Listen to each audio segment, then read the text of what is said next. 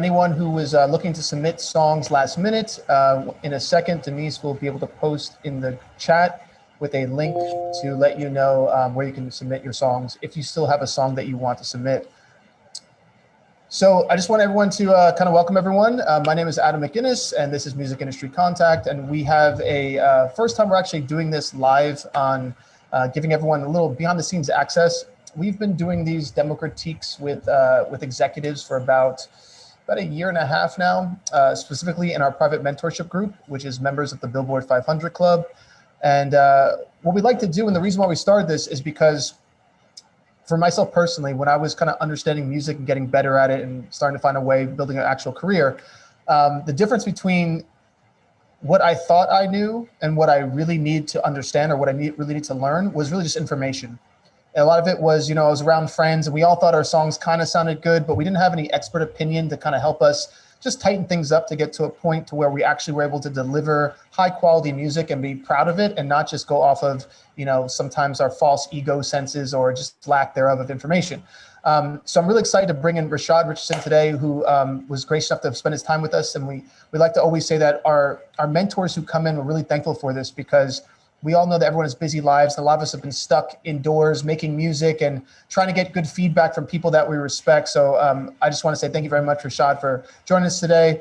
And a little backstory of the things Rashad's been working on. He used to work at Universal Publishing for a while. I think he said something like 5 years. And now he's been opening his own company called Madden Flow Entertainment. So we're going to ask him some few questions about that so we can find out what he's doing in his world. And for anyone who's joining us, if you want to still apply, if you have a song that you want to make sure you get into this demo critique, you can go ahead and pop it into that link that Denise posted in the chat. Real quick, I'm in a massive rainstorm right now, so I'm going to be shutting off my my sound and letting everyone talk and give advice, and I'll turn mine in when need be. But that being said, the way how tonight's going to run is we're going to play the song. Rashad can give his feedback. I'll give some of my feedback. And then also Aubrey can give feedback if there's anything that she feels like we missed. And what we're trying to do is give a little bit of angles and perspectives so that way the artists can learn not just from one thing. Someone might be stronger at production, someone might be really good at lyrics, someone might be really good at where it might fit in the music supervision world. And all these different perspectives will help you better as an artist to kind of, more or less really find your target rather than be throwing darts around for years, because I've seen that happen with very talented people just throwing darts around for years. So that being said, Rashad, real quick, I just want to say, where are you coming in from tonight? So I'm coming in from LA. So you're in Los Angeles right now? Yeah. How long have you been out there for? 7+ years. Okay, so Los Angeles is home. It's home now. Yeah, pretty much, for sure. Okay, cool. And then when you were working for Universal for a while, what department was your main focus while you were there? Yeah, so I got my foot in the door in the royalties department. So from there, just pretty much able to claw my way to the TV, film, and clearance department. And the majority and the way I finished Universal was clearing music for TV, film, ads, and trailers. And yeah, and then ultimately I actually went and worked another gig at a publisher that Timbaland's catalog is with. And from there, I actually learned how to pitch music to music supervisors. And that was my role there before starting Madden Flow. Gotcha. So, what's funny is I feel like we can go into a whole entire conversation about royalty collection because, because one of the things that we always talk about as artists is it's almost like it's not laid out, there's no time you just walk in a room and someone goes, okay, this is how you collect everything. And it's in a one sheet. And so that way artists can understand how to not only release their music, but then collect on it. Right. And I feel like you probably have some wild stories about what you saw on both ends of people collecting, and sometimes you can't find royalties and the black box situations you hear about of where, money kind of disappears, you can't find it. So I think one day we'll have to do just a full conversation on that inside our private group because, I was telling some people in our group, I have a couple songs that we went to go collect the royalties on it. And we went to find our Sound Exchange master royalties, and someone else was collecting it on our behalf. Yikes. Nah, that's insane. So this happened last week. And the song that I'm talking about is like a massive song we have. So it was one of those interesting things of going, okay, this is a worldwide hit, and someone else snuck in and Yeah. is trying to collect royalties on it. Yeah, and So then it's different territories too that sometimes people just think, "Hey, I'm in United States, so I just got to worry about royalties here." yeah. But it's literally worldwide royalties that you got to account for. So, Real quick before I mean, this is totally off subject. Before we get started on today's demo critique, is there any kind of advice you can give artists to say like what? Okay, I see your head shaking your head yes already, so I'll let you yeah, go. I would say the biggest thing that I've seen, even when I started as an intern, this is something that I realized is a big problem, is you don't usually get your first hit until it smacks you in the face, like, oh wow, I got a song on the radio. And at that moment, if you don't have everything buttoned up, then like initially that first cycle of royalties, if you don't get on it right away, like you'll actually wait about 3 to 6 months longer if you don't have everything buttoned up and have everything submitted to your PRO properly. So I'd say just the quickest advice I can give and most efficient is get your split sheets buttoned up, like literally after every song you create with a co-writer, button up the split sheet information right then and there so that everybody knows what their splits are. And also, that's another thing. Like a big point of my feedback tonight is going to be based on how your song works in the sync world. But Hmm. a sync won't even happen if you and your collaborators don't know who the master owner is or don't know who has what percentage. So yeah, just making sure that you're on the same page with your collaborators. That's the biggest advice I can give, and getting it down on paper. Beautiful. Now, real quick before we move into demo critiques as well, can you tell us a little bit about Madden Flow Entertainment, why you named it that, and what is actually going on? Like, what's your vision for your company? For sure. So Madden Flow Entertainment, our main focus is pretty much the way a Universal Music or a Sony ATV or Warner, they all are larger publishers that have a sync department within their publisher. By me spending 5 years working at a publisher, I just realized that the only thing I was really passionate about was sync. So I pretty much carved out Madden Flow Entertainment to work as just a standalone sync service team. So that way I can just do what I love for other artists. And the vision with that, I think I heard somebody, but the vision with that basically is just to get to a point where we're landing sync placements on a weekly basis for artists who are independent, own their own master, own their own publishing, and just to help incentivize indie artists even more to know like, wait, there's for sure an advantage in me owning all the rights to my stuff as opposed to, you know, signing off my master rights to have a label push it or signing off my publishing. And now every time I get royalties, I'm only getting 50% of my publishing as opposed to 100%. So yeah, ultimately the goal is to just increase the level of sync placements and just the opportunity of briefs. Right now, we're maybe at we average about 5 different briefs a week coming from trailer opportunities to ad opportunities to in-scene TV opportunities, but we really want to get that to a point where we want to be overwhelmed. Like we want to have, you know, maybe 10 to 15 briefs per day so that we're able to like come to everybody and delegate and say like, hey, like we need you to either cook up something for this or, hey, what do you already have in your catalog for this? Because they're waiting. Beautiful. So, I mean, I agree with you when it comes to sync. I try to tell people about it all the time. So when you said, I want to help people because I love this, I'm passionate about it. Can you just tell some people here who might be new to it, just so they really understand? Because it's one of those things that I could tell someone over and over again. And in the Right. back of their minds, they're like, yeah, but I want to get this thing over here. And I'm going, yeah, that thing, that tour, that radio, all that stuff, it's great. But Mm-hmm. you can use sync to get all that, and you can make money, and you can hold on to it. And you'll sometimes make more money in sync than the artists who are signed to these companies that you want so bad. So I'm not going to say it. I'm going to see how you think about it. Agreed. All right, I'll just say right off the bat, like if you're not a well-known songwriter or a well-known artist, and you get maybe a decently well-known indie label to buy your masters, to give you an advance so that they own your master, that advance could be like 50K. It could be 100K. So the biggest example I can give you, or scope I can give everyone, is if you land the right sync, specifically in a trailer or ad, that's your advance money directly to you right there, because just that one placement can be about 50K to 100K. And but there's no real limit on how much you can get off of one placement. But that's the biggest thing that excites me when we as the team at Madden Flow got our first big trailer placement, and being able to physically like hold that check and be like, whoa, like record labels would pay us for this, like pay us in advance and own our stuff.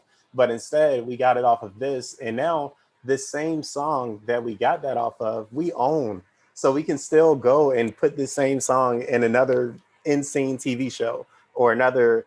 And it's just like that was just a more, I guess, the rewarding moment for me. But just the exciting part would be when we get different, like really niche briefs, and you, or is it niche? I don't know. I always mess it up. But just when you get specific things that are like, hey, we want a cover of a Missy Elliott song, but it needs to sound like it's an indie rock vibe, and also it needs to be in Spanish. Like when we get it stuff like that, and it's like, whoa, I see why you're coming to me, because there's no way you have this. And then actually putting the pieces together, or delegating the team. Like I know someone who can bang out like a Latin cover, and then actually hearing that through my car system or headphones, and being like, damn, this came out good. Like and like that moment where I'm excited to get it back to our client, like that, like all of that is exciting. But yeah, needless to say, if you don't know about sync or the world about sync, I think the best book you could get as an introductory level is by Amanda Krieg Thomas. And I think it's called Thinking in Music Supervision or something like that. But but yeah, it just breaks down all the mechanics of it so that you actually can know how to approach people you want to pitch to, or research how you want to get on a certain TV shows. And you just can know all the players involved. Awesome, man. Awesome. Okay, so just out of curiosity, and this is by no means any pressure, but are you constantly looking for new artists and songs? Is that one of those things that you work with when you hear a song that you're like, oh, I can use that for a sync, or is it kind of thing that you're looking for brief specific? How do you keep your antenna open? That's a great question. So for the most part, we do reactive pitching, in the sense that we get the brief first, and then we search songs that fit the brief. Is we don't do as much of like cold knocking on doors, like, hey Marvel, we want to get our songs on your stuff, so check this out. We don't do as much as that. So with that being said, I always keep my Shazam on me. I keep that thing on me, because if I hear like something where I'm at a restaurant, or if I hear, just maybe even something on the radio, or a friend plays something, like if I feel like it could work for sync at a point, literally my MO is Shazam it, then look it up on Spotify and see if they own their master, or see if this is Okay. this So you song go is actually looking. by. You Yeah, go looking. I Okay. do quick research. Like literally, most of my day is research, whether it's on the client end, or getting new music. And also I do get a lot of, people will hit me up via DMs, or people will go on our website and actually just submit through our artist submission. Um, but yeah, that being said, I'm the type of person where I I just love to grab new I love to bring in new work that I don't already have a lot of. Like, because I just feel like I would do my current artist a disservice if I got already the falsetto crooner R&B singer, and then here comes another falsetto crooner, and I just feel like, okay, at this point, I'm like creating competition within my roster. So that being said, when I hear music that has something different that I know my catalog isn't touching, like we're not even scratching the surface on that, then at that point, that's when I'm like more excited to bring someone in. Makes total sense. Makes total sense. All right, great. Well, that being said, just letting you know that our private mentorship, which is the Billboard 500 Club, we have our first sync camp, our internal sync camp, all next week. So when we get done, if it's not too much, I'll send you the playlist of the best songs, and that way, and if you think that sparks interest, we can talk further about it. But I'm pretty excited about that because this is the first time that everyone's been going through about 3 months of pretty hardcore training with some hit producers, hit songwriters, and learning how to create high quality music from home, especially because everyone is still at home, wherever they are in the world pretty much. So now it's at that point where since everyone is now allocating really great songs, they can do them within like 48-hour turnarounds. We're doing our first sync camp to really like put it to the test and then be able to knock out some good briefs. So I'll keep you posted about the songs that come out of that. That sounds great. Awesome. All right, so let's get started. By chance, Aubrey, do you have the ability to play the songs and share that? Yeah, let's give it a shot. I just tested it with Denise, so should work. I will just need to share. Yeah.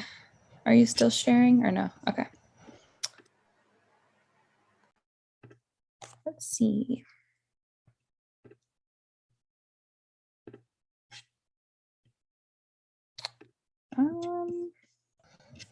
And just for everyone who's new to this, what we do is we post a poll that will pop up while you're listening. So you're able to say if you would like the song. So basically, I really want everyone to be honest because it's the only way we grow. We don't do sugarcoating here. So it's kind of like you'll see a thing, it'll say, would you skip it if you heard it? Would you like it? Would you share it, playlist it, or buy it? The reason why we have this is because if you're thinking about releasing a song into the public, doing a music video, all of that, spending time and money, if people would skip it or just like it, it's not worth it. Because I've seen so many people just release songs and they spend all this money on videos and all this stuff, and then the video will get like 500 views after 2 or 3 years. And they put all this hard-earned energy into it instead of just saying, I should have waited and played it for enough people and tweaked it to become the best it could have been. If you see songs that, if you play a song and it says playlist it, share it, or buy it, well, now we're moving towards a realm you might want to think about what you can do to really promote it, especially people are saying they want to buy it. So everyone here, the more honest we can be, the easier this will happen. Aubrey, just checking in on you. How are you with the links? Can you hear me? Sorry. I have the links. I was trying to figure out how to share just the sound without sharing screen, but. If you go to the back to share screen. Okay.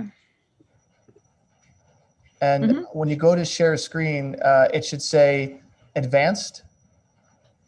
Oh, there it is. Okay. You go to advanced as sound only. Computer audio, person screen. That's nice. Doesn't that technically. You're using Disco. Yeah, yeah. Let's see. Okay. Beautiful. It worked. All right. It'll take me a second to set up the poll, but I'm going to go ahead and, yeah, I don't have the poll set up on mine, so I'm going to go ahead and just play this. Let me go ahead and add this.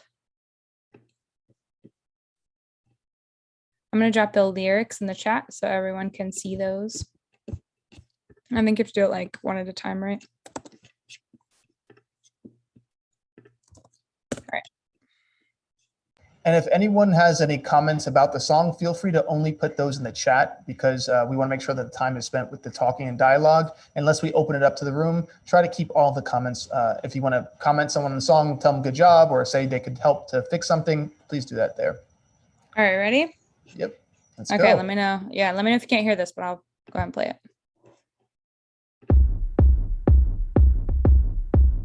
Guilty by association.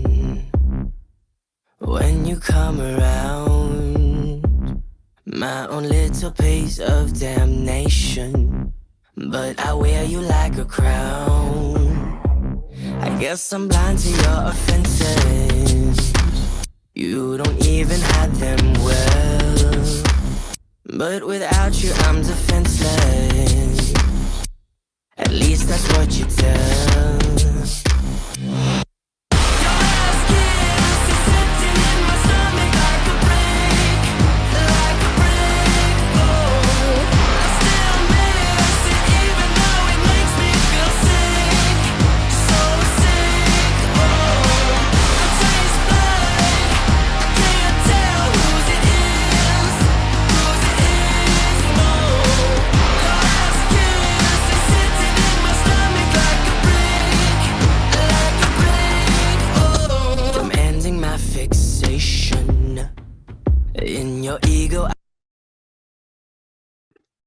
ahead, Rashad.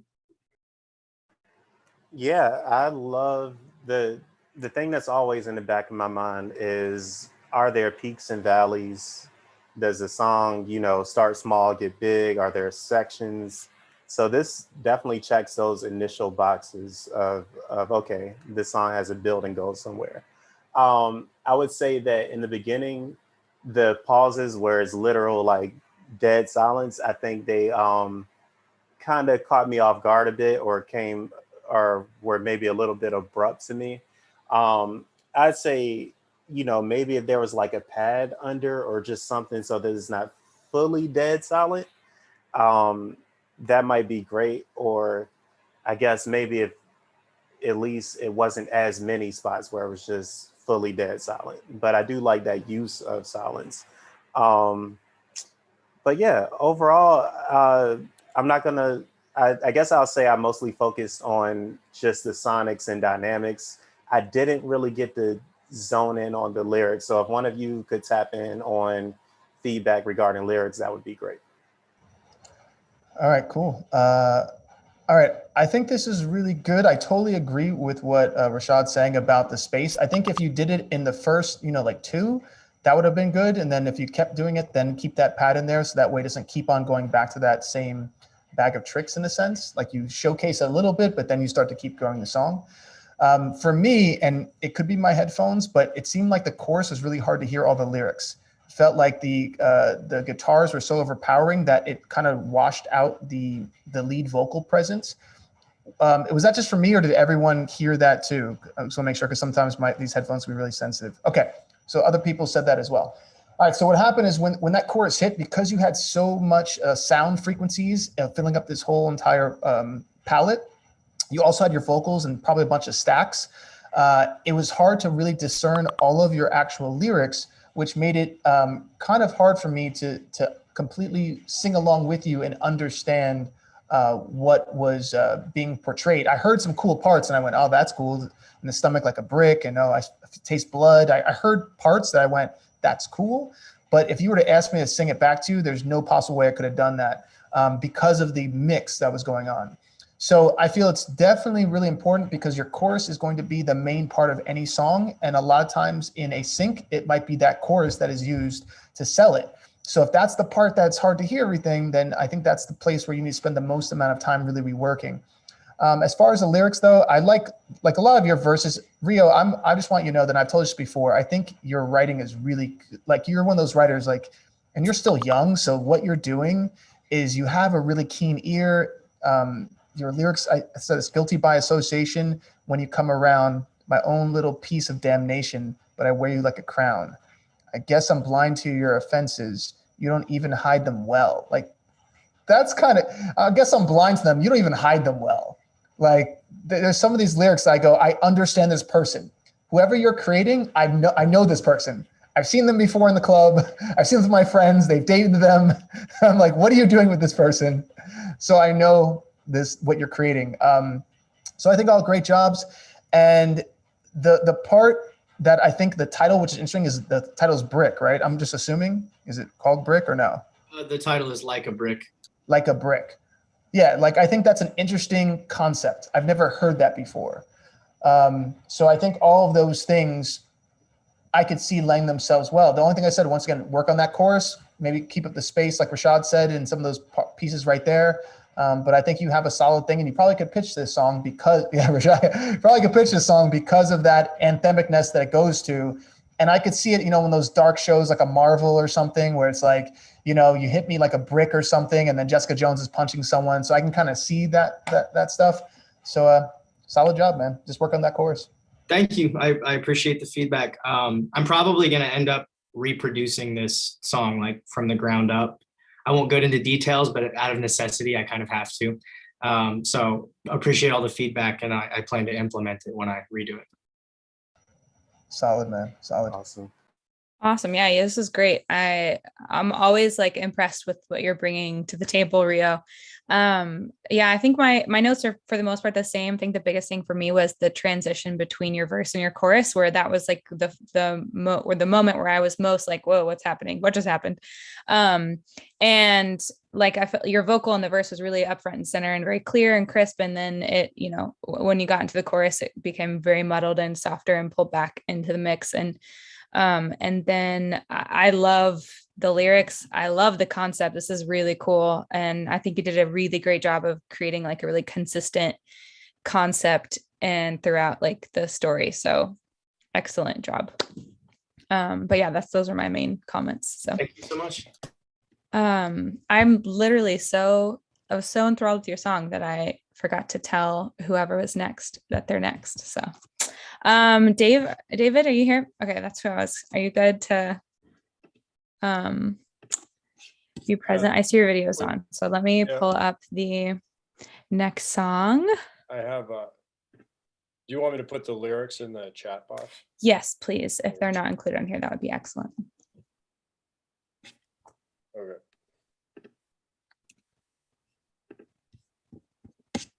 You got it? All right, I'll go ahead and play it.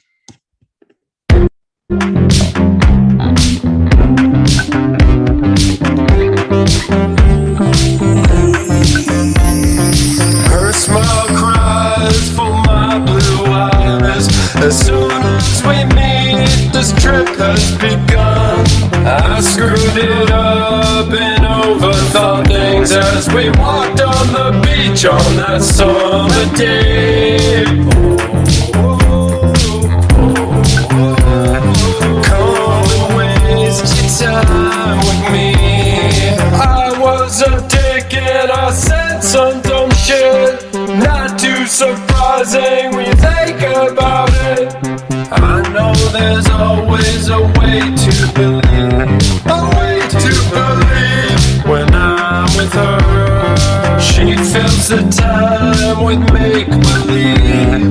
Make-believe. When I'm with her. Whoa. Is that through the chorus? Well, theoretically, it would be a couple more lines, but Oh, okay. we're I'm good. sorry. Well, Okay, keep playing, okay. so keep playing Okay, so I yeah. can hear the chorus. Okay, I wasn't. Whoa, come and waste your time with me. Whoa, whoa, come and waste your day with me.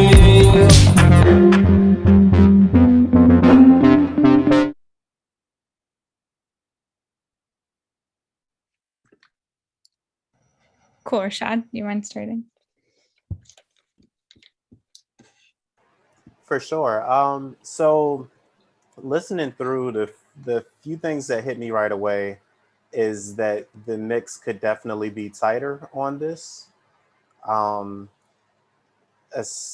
Aside from the mix, I feel like between the synth bass going, the synth chords going, I just felt like there was a lot of dissonance and clashing happening.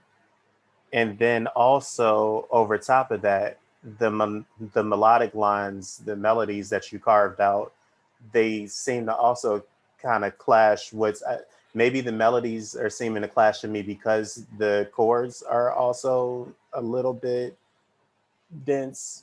Okay.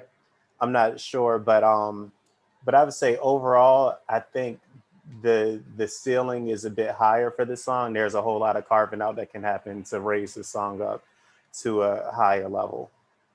Yeah, but I think as far as like what lane I could potentially see the song in, definitely a rom-com. Like if this song was like really carved out hard, I could see this being a case where, like, you know, it's a montage where the guy is, you know, realizing like, oh dang, I messed up or something. But that's ultimately where I could kind of see this going if it got cleaned up and carved out right. Yeah, I agree. Especially when you're saying I was a dick and I was some dumb shit. So it's definitely going to be in a rom-com on like, you know, like Netflix or anything that has a PG-13 and up type vibe. Okay, cool. So I agree totally with Rashad. So let me kind of help you get to that thing that he's talking about. So first of all, your bass synth is taking up a lot of sound frequency. It's taking up almost half of the space that it needs to be. So you need to roll. It is actually a real bass. Well, then it's the way it's been captured. Almost makes it sound like it's crushing, turning it to sound like almost like a synth almost. Okay. So what I would say is what you want to do is probably tuck it down the mix, roll off some of the high end, and just pull some of that back if you're trying to make it balance with your vocal. Because what's happening is that it's fighting for the same space as your vocals right now. And then the ear starts to try to figure out, am I going to follow this bass line that's very present, or am I going to follow this vocal that's trying to sing to me? And when they're both are fighting, your brain hold on a second. What's that? Your brain will get kind of confused. So what I would say, and here's how to kind of minimize some of these things, is completely drop all the faders on this. This is one of those songs that you might have to drop all the faders to start from scratch when you're talking about the mix. Then just take your kick drum and your vocal and get those sitting in a space to where the vocal is present enough and the kick drum is supportive. And the best way to do this is to reference other songs that are in this similar genre. A lot of the songs from the 80s and 90s would be in this genre. So just pull those up. Even some newer songs are hitting the 80s and 90s market. So pull them up with even the newer modernized take that they have. But just get your kick drum and your vocal at the same level of these songs and just start it from there. The way you can do it is literally dragging in one of those tracks into your DAW and then moving up the faders until your vocal sounds like it's already in line with the other vocal, doing the same thing with the kick drum. Now, once you have established those parameters of the low frequency, because the kick is around 50 to 100 hertz, and then your vocal, which is usually popping around that 1,000, 2,000, where it's peaking out, you have this kind of section where now when you start to raise your bass, you know never to let any of the instruments overshadow the vocal. Because the vocal, if you're looking at it as a theater, is the lead character. Other things can come in, but it's only when the vocal takes a step back. So just raise your bass till you feel like, okay, now the vocal's sitting on top of it and it's riding it. Same thing with chords. If you have different chords going on, make sure they have a space and you just raise them so they feel like they're supportive. So I think if you start like that, that's a good place to just help the mix become more detailed. And if something is, you can't do it, just make sure you're EQing those frequencies out to leave space for the vocal to do that. Now, as far as some of your transitional elements, I would highly recommend looking at some of them. I heard like almost like splash bell sounds and things like that. It's really important in this style of music that the production still is tight, that it still has, really good sound, like doo doom doo doom doom, and it's not just like very too free flowing. We'll lose the sense of attack in a song like this. So you need to have that nice little balance to make it sound like it's high quality production, along with telling a story that sounds like you're kind of just vocally flowing with it, because you're not doing anything that sounds too crazy. You're singing and you're adding harmonies and getting the flow to it. And then last thing is with the harmonies you're doing, really pay attention, because some of them kind of pop out too loud and you're not sure where they're at. So same thing, make sure that lead is real strong. And then when you're going to put your harmonies in, just make sure that they are just supportive, but not taking over the lead space in the play, so to say.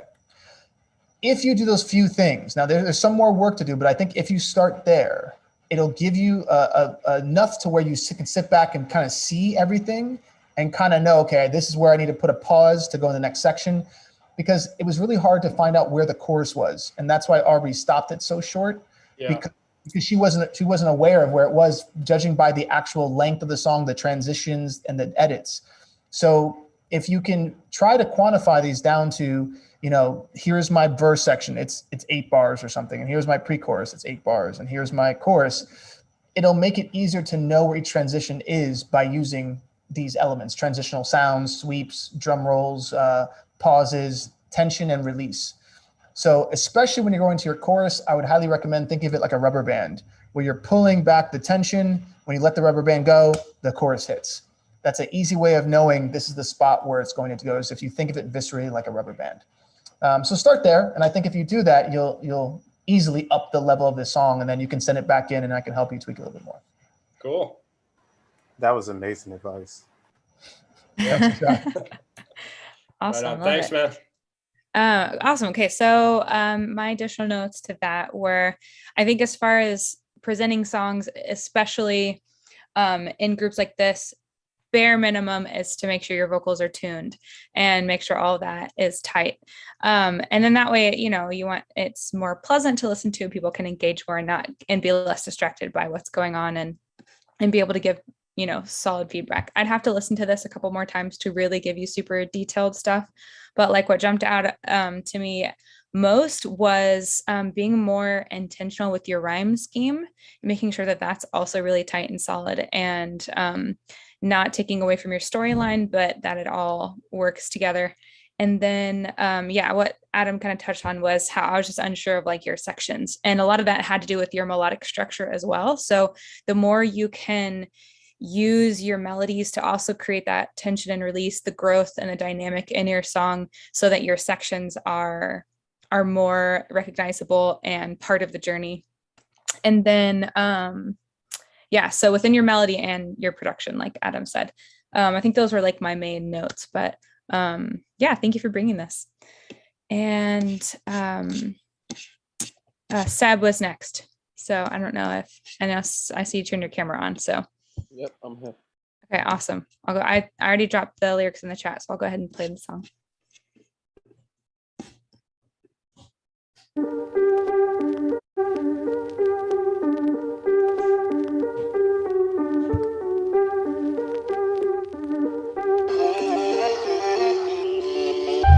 You know they can't stop us even if they wanted to. Just lay back and watch me do what I gotta do.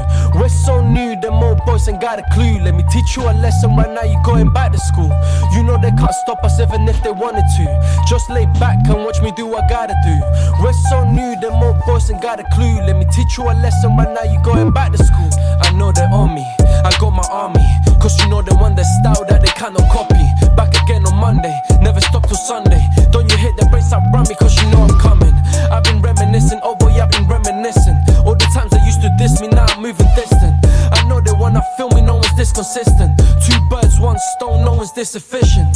I'm who brings the fire when we're in the kitchen. I don't let no lies come and blood my vision. Deep, quiet, grace, clarity and precision. I've been silent with my moves, I ref and blow the whistle. I come for the greatest, they know what I'm about. I've been stuck in the matrix. They're doing all the talk, but makes no sense what they're saying. They wanna bring me down, but they could never replace me. And you know, that's just how it go.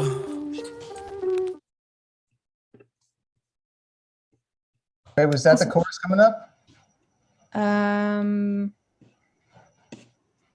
Based on the lyrics, it doesn't say. Oh. Yeah. Oh, sorry. Yeah, calling the lyrics. no, it's coming up soon. Yeah. So okay. And you know, I'm coming back for more. Yup, rah. You know they can't stop us even if they wanted to. Just lay back and watch me do what I gotta do. We're so new, them old boys ain't got a clue. Let me teach you a lesson right now, you going back to school. You know they can't stop us even if they wanted to. Just lay back and watch me do what I gotta do. We're so new, them old boys ain't got a clue. Let me teach you a lesson right now, you going back to school. Yeah, that was chorus. Yeah, Aubrey's quick on the chorus now. She's like, if you don't get to it before a certain time, I'm shutting it off. Shut it off, people.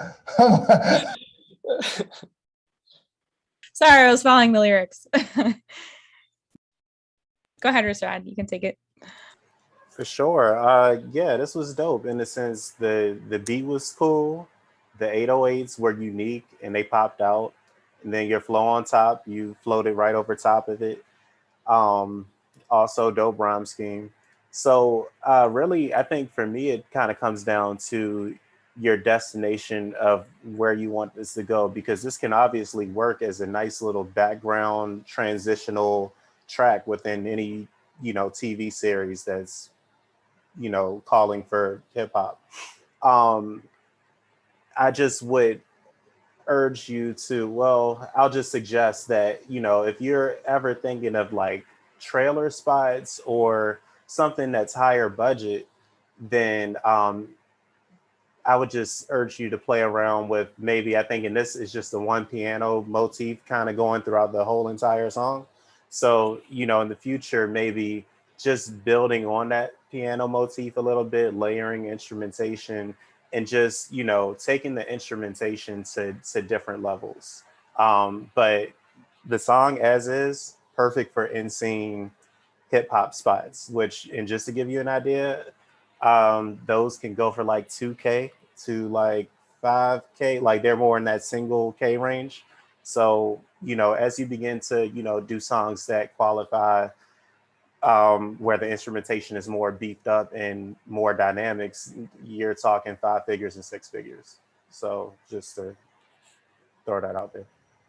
Yeah, man. I think that's a good way of also explaining to everyone. Sometimes it's these small things that not everyone knows, except if you're on the other side, to see how big the gap financially can be.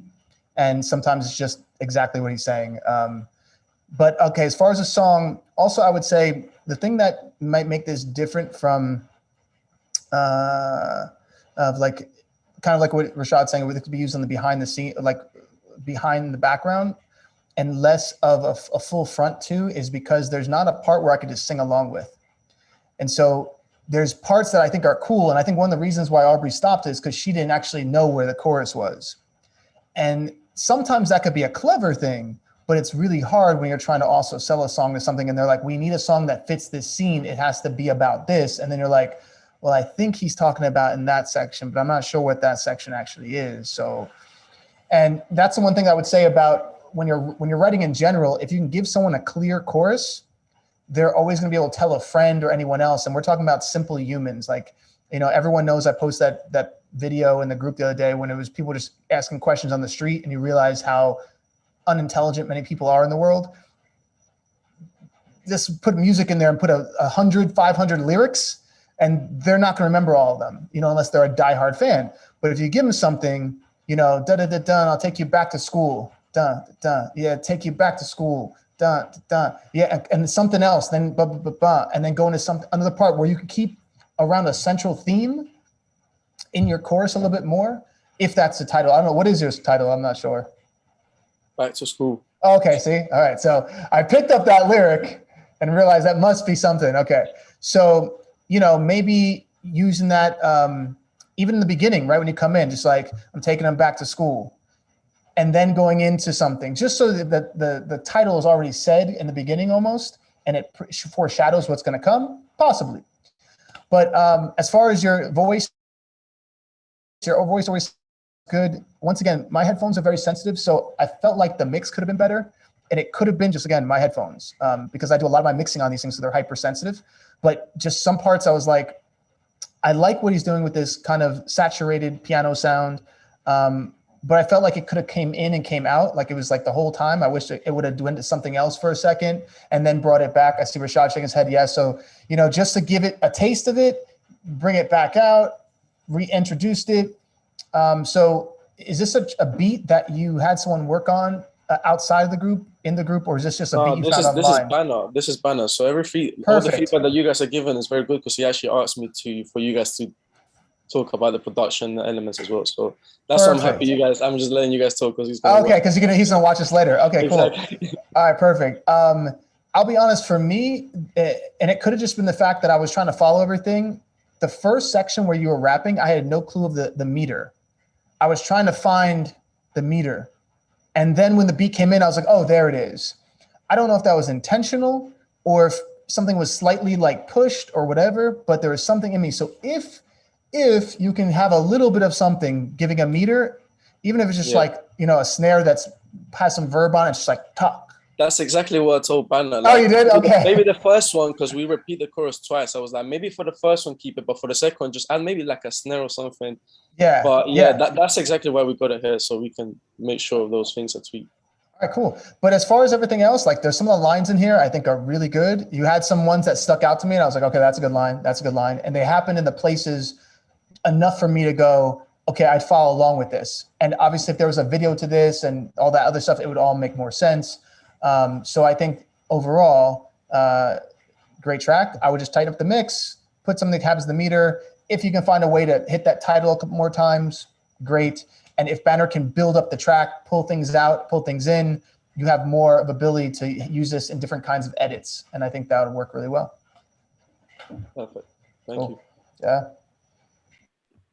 Awesome. Yeah. My notes are pretty similar to Adam's as far as I definitely felt like the track was linear in production and top line. And I think the main thing was I didn't feel like you really had a hook and there wasn't really anything hooky in it that gravitated me towards like the focus, like the focal point of the song, which should be the chorus and the hook. And I do like the idea of like back to school. I thought that was cool. So I think that's the main thing. And yeah, my first like kind of weird moment was in the hook at the beginning when you came in with the chorus. I couldn't find the pocket and I couldn't feel your flow lock in. And it wasn't until it came back around that the beat was different that I kind of felt that more. But I thought that was kind of the main weird thing for me was not being able to really lock in on like you're aligning your flow with the pocket and stuff. So, which I know you can do. So it wasn't that. But yeah, I think those are like my main notes. But yeah, I think if you can kind of take your concept and make it more of a chorus, more of a hook, I think you'll have like a way stronger song. And then you can work with Banner on the production and how to kind of build to that moment too. Yeah, thank you. I agree with everything you said too, because I experienced the same thing with the intro, because I wrote the chorus to the beat, and then he quickly just tried to do some rearranging to it, and he just took it off and sent it to me and said, upload it. So even the first time I heard that, I was like, wait, am I off beat? Like, did I send him at the wrong time, like wrong BPM or something? But no, then when it comes back around, I'm on time. So I was like, okay. But yeah, we'll work on all those things. Thank you. Yeah, for sure. Awesome. So Hassam is next, and I just realized I wasn't giving people any space to, if anyone wants to say anything about their song before we play it, feel free to hop in and add any notes, or if there's any specific feedback that you're looking for, let us know. So with that said, Hassam, is there anything you would like to preface your song with? No, this is a song I made. It's for could be for sync. I don't know. You guys judge how syncable it is, but the goal wasn't sync. So it's just a high quality song. So awesome. And the chorus does come pretty quick. So be sure not to shut it off. Thanks. Okay.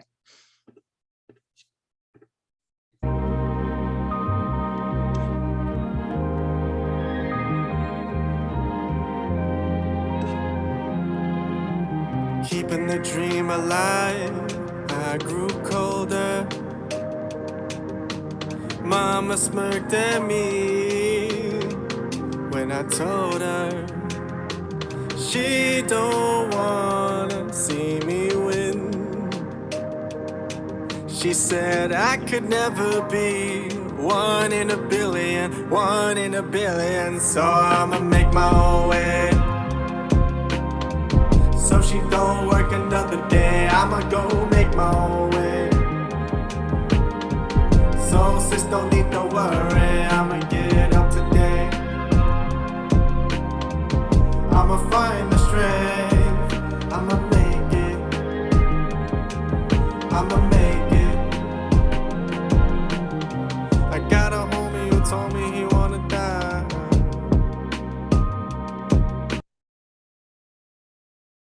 That was the right time, right?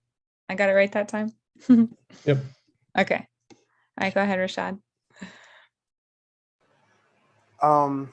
Let's see. I think right where it came in, where she said I could never be one in a billion, I think the vocals got a little bit pitchy there. That caught my attention a bit. But more on a positive note, I really love the laid back beat. I love the chill vibe there.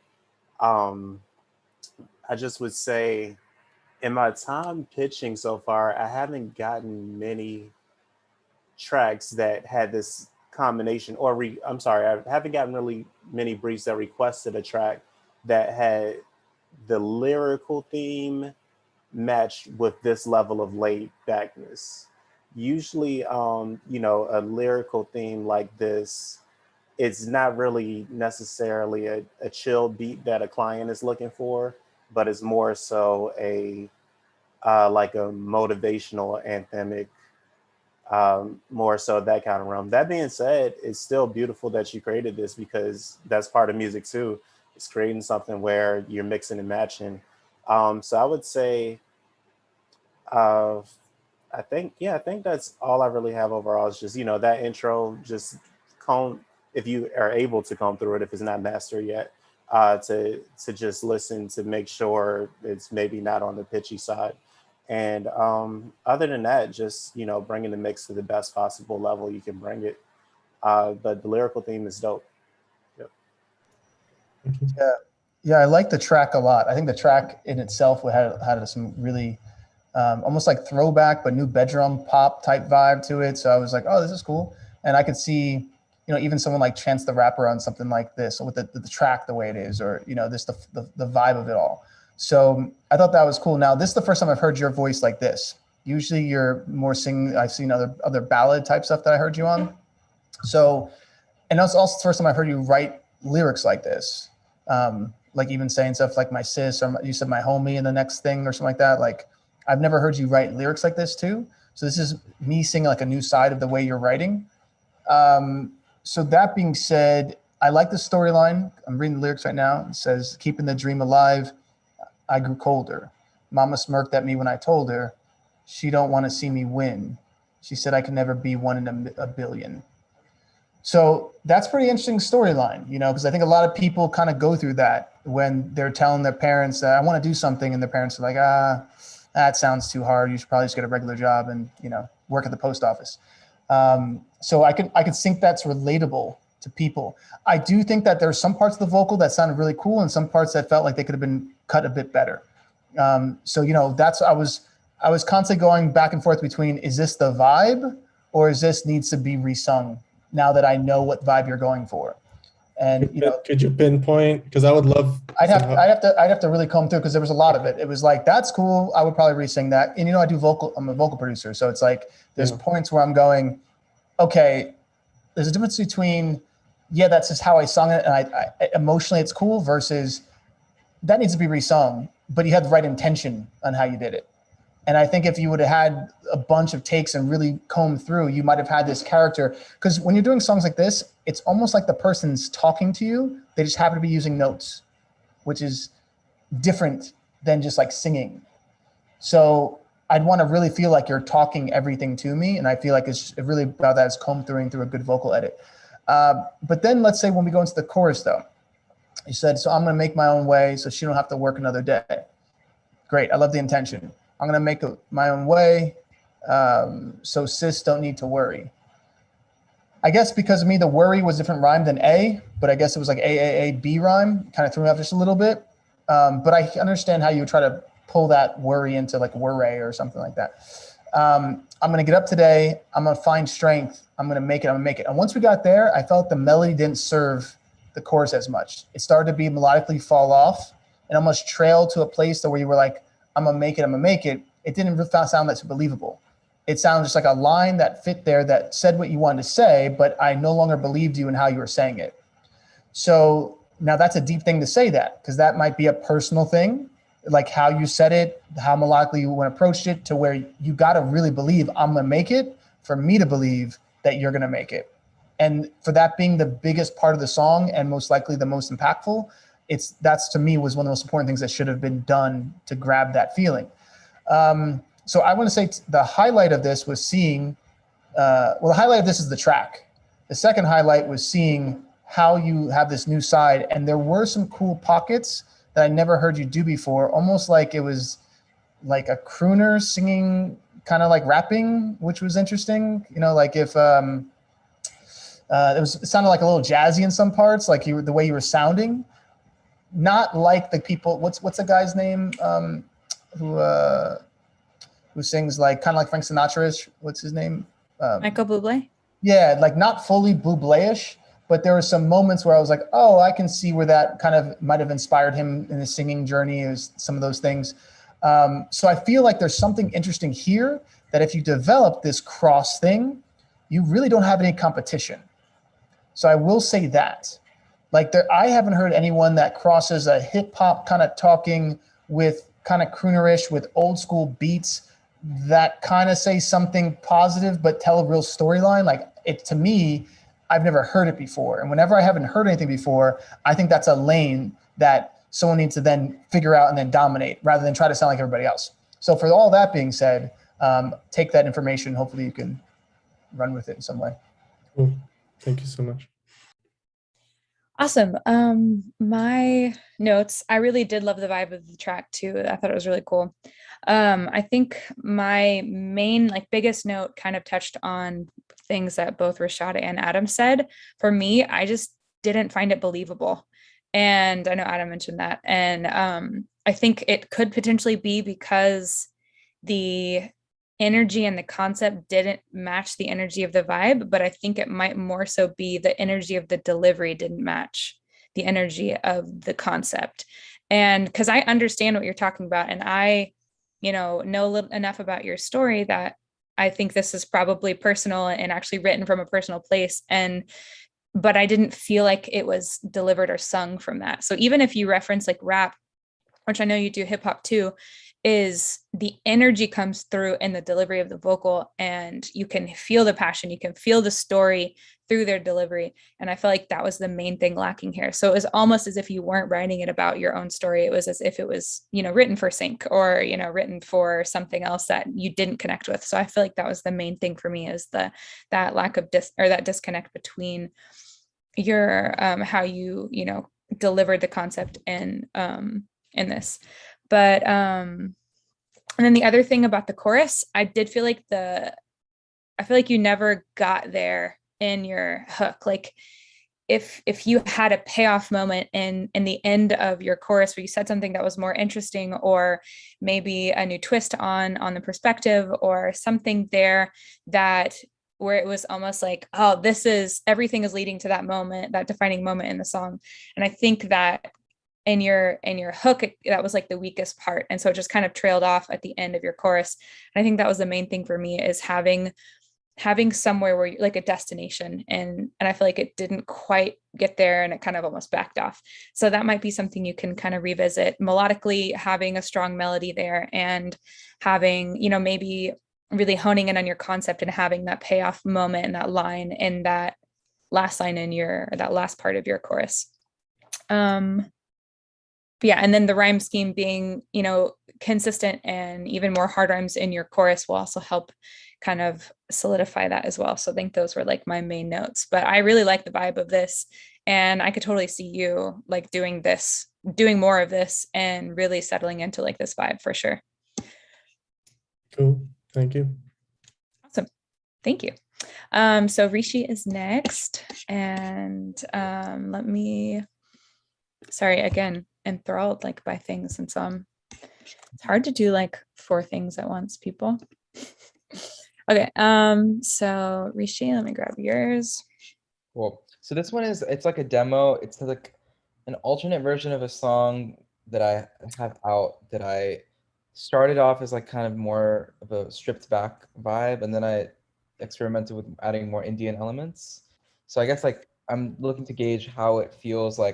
Could this work in sync, just the Indian element of it? Or do you think there could be shows with because I've been noticing more shows and movies with an Indian lead, I just saw a movie with Dev Patel and this character that I'd never seen an Indian person do. So I'm kind of curious, could something like this fit in that world, and what I would change is what I need to make, or what could I take, what could I use, stuff like that. But the vocal is not the final vocal. Cool. I'm going to play it all the way through then, so they can get an idea of how it builds. Yeah, how it goes into the Indian.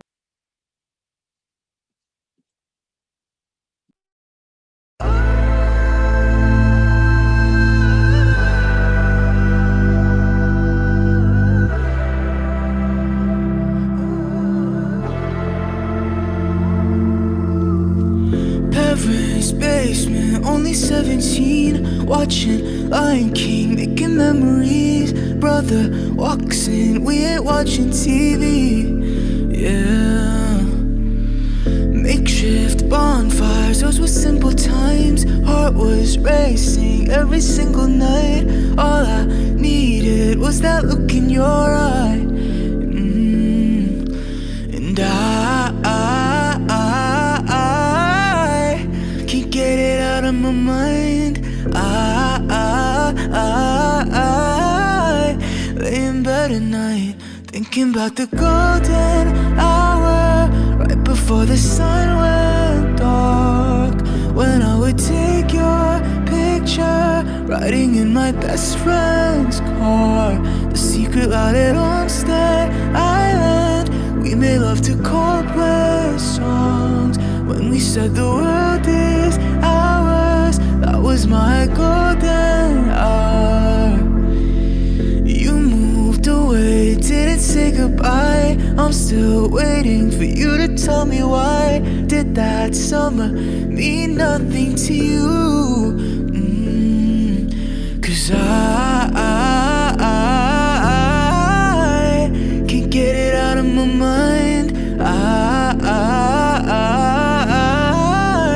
lay in bed at night, thinking about the golden hour, right before the sun went dark, when I would take your picture, riding in my best friend's car. The secret lot at Homestead Island, we made love to Coldplay songs. When we said the world is ours, that was my golden hour.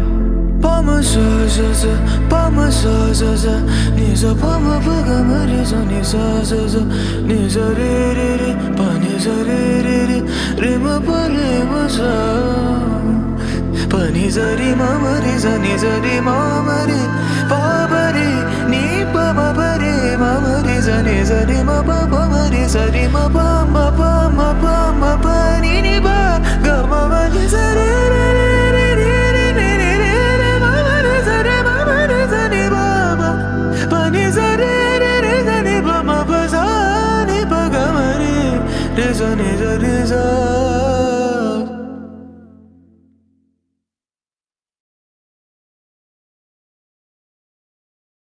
So good. Yeah. Go ahead, Rashad. Yeah. I'm just watching you vibe like to this the whole time. So yeah, that was dope. Yeah, I couldn't hide my excitement there. Like, I mean, I would just say, like, overall, the intro right away, like, I'm just a big chord person and chords move me.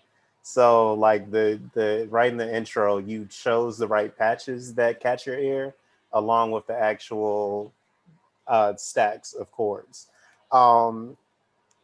Vocals, smooth butter right over top of these already good sounding chords. So it was just everything my ears wanted to hear. The only thing I would say that my ears would have also loved to hear is maybe right at that first pre-chorus, if at that point you could have introduced some percussive elements and not even necessarily a straight up drum. Like, I mean, just anything from like maybe like a kind of like clap in like that's very reverberated, or just something to so that it does feel like it, you know, more layers are added, which I'm sure can probably be tricky with already the chords happening. But if you can just find ways to squeeze stuff in the mix to still give somewhat of a rhythmic presence as well, that could probably just fully set it off. Because right now it's like just sync mine, it's feeling more so like a really dope in-scene use. And the difference I'd say is, I think in the last case I was saying it, you know, the other song would be more of a background scene use, but this would definitely be a featured in-scene use. But if you could find a way to squeeze in elements like percussive wise, then that I feel like it would double, as well as an in-scene use to also be used in trailers or a TV promo to, like, you know, maybe a TV series is returning back for their final season and this is the promo they're using at Viacom. So yeah, it's a lot of potential happening with this, man. Thank you, man. I appreciate that. Yeah, brother. Okay, so I agree with everything Rashad just said.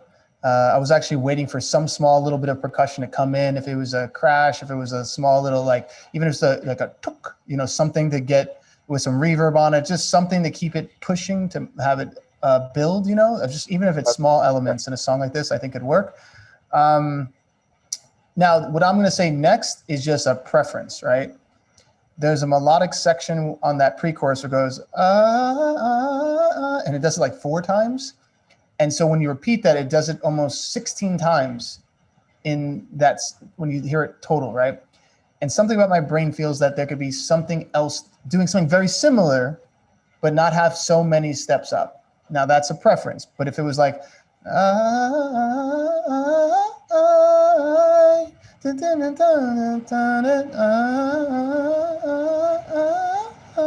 but this one felt like it was doing like 4 before it hit that high note.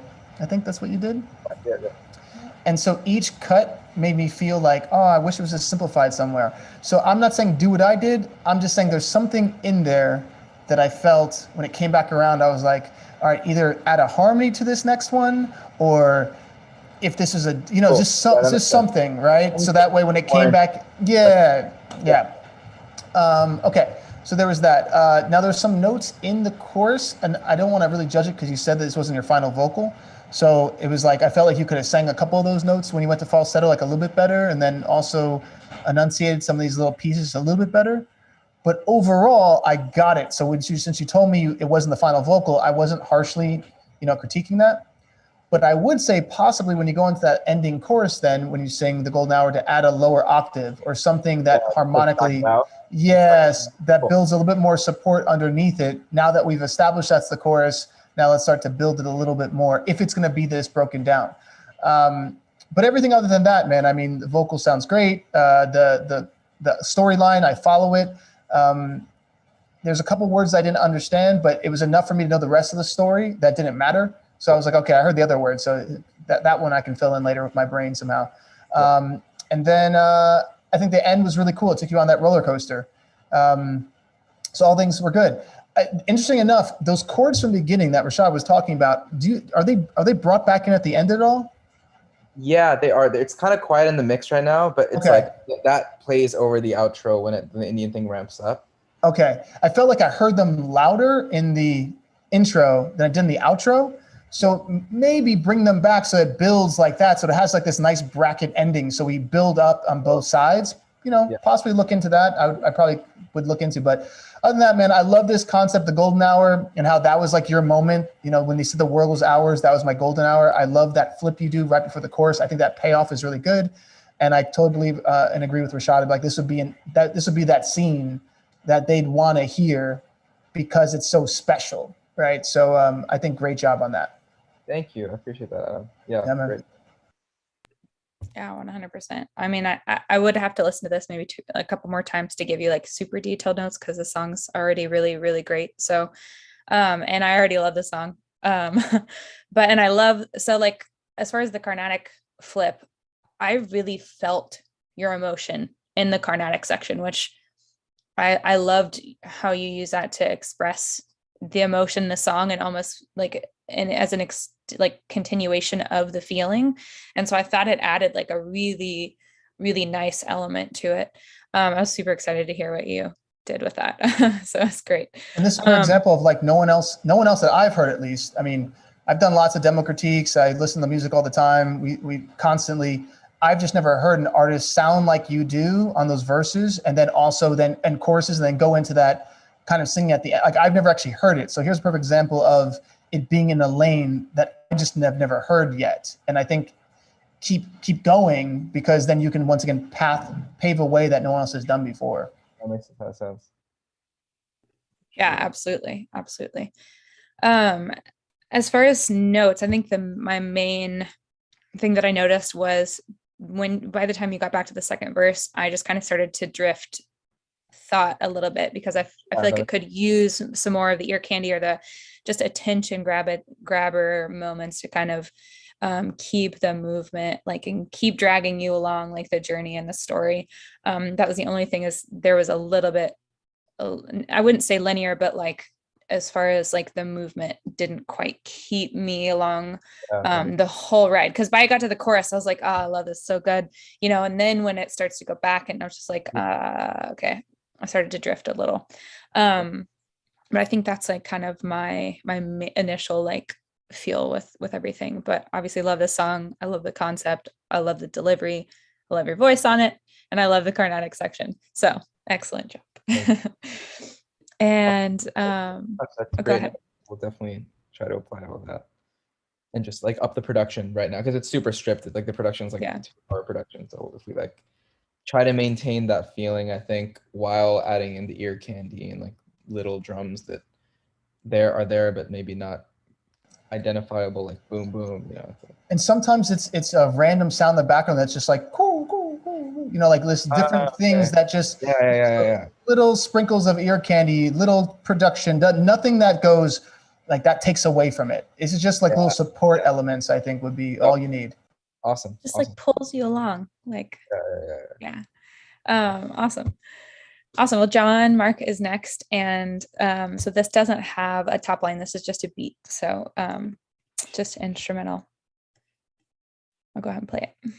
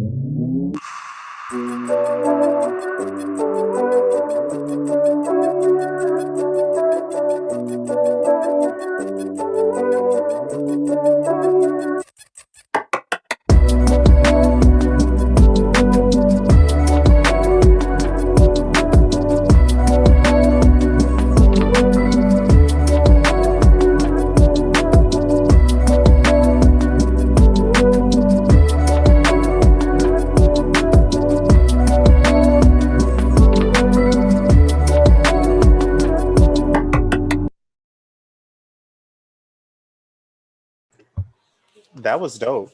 I would say, first of all, you almost got the cheat code in there because you got the little. I know it's not technically a bed squeak, but still, like that sample is just so prominent in so many dope songs.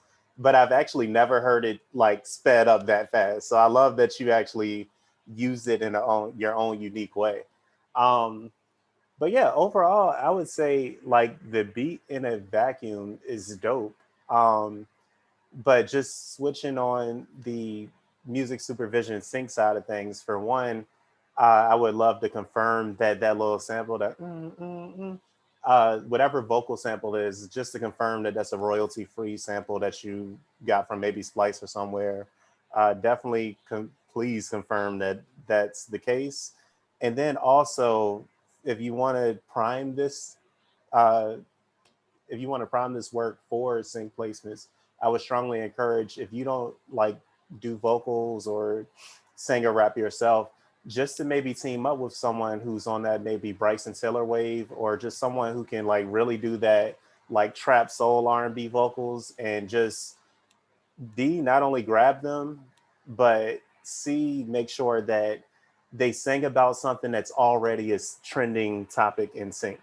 Because if you can get them to sing about what's a ongoing trend?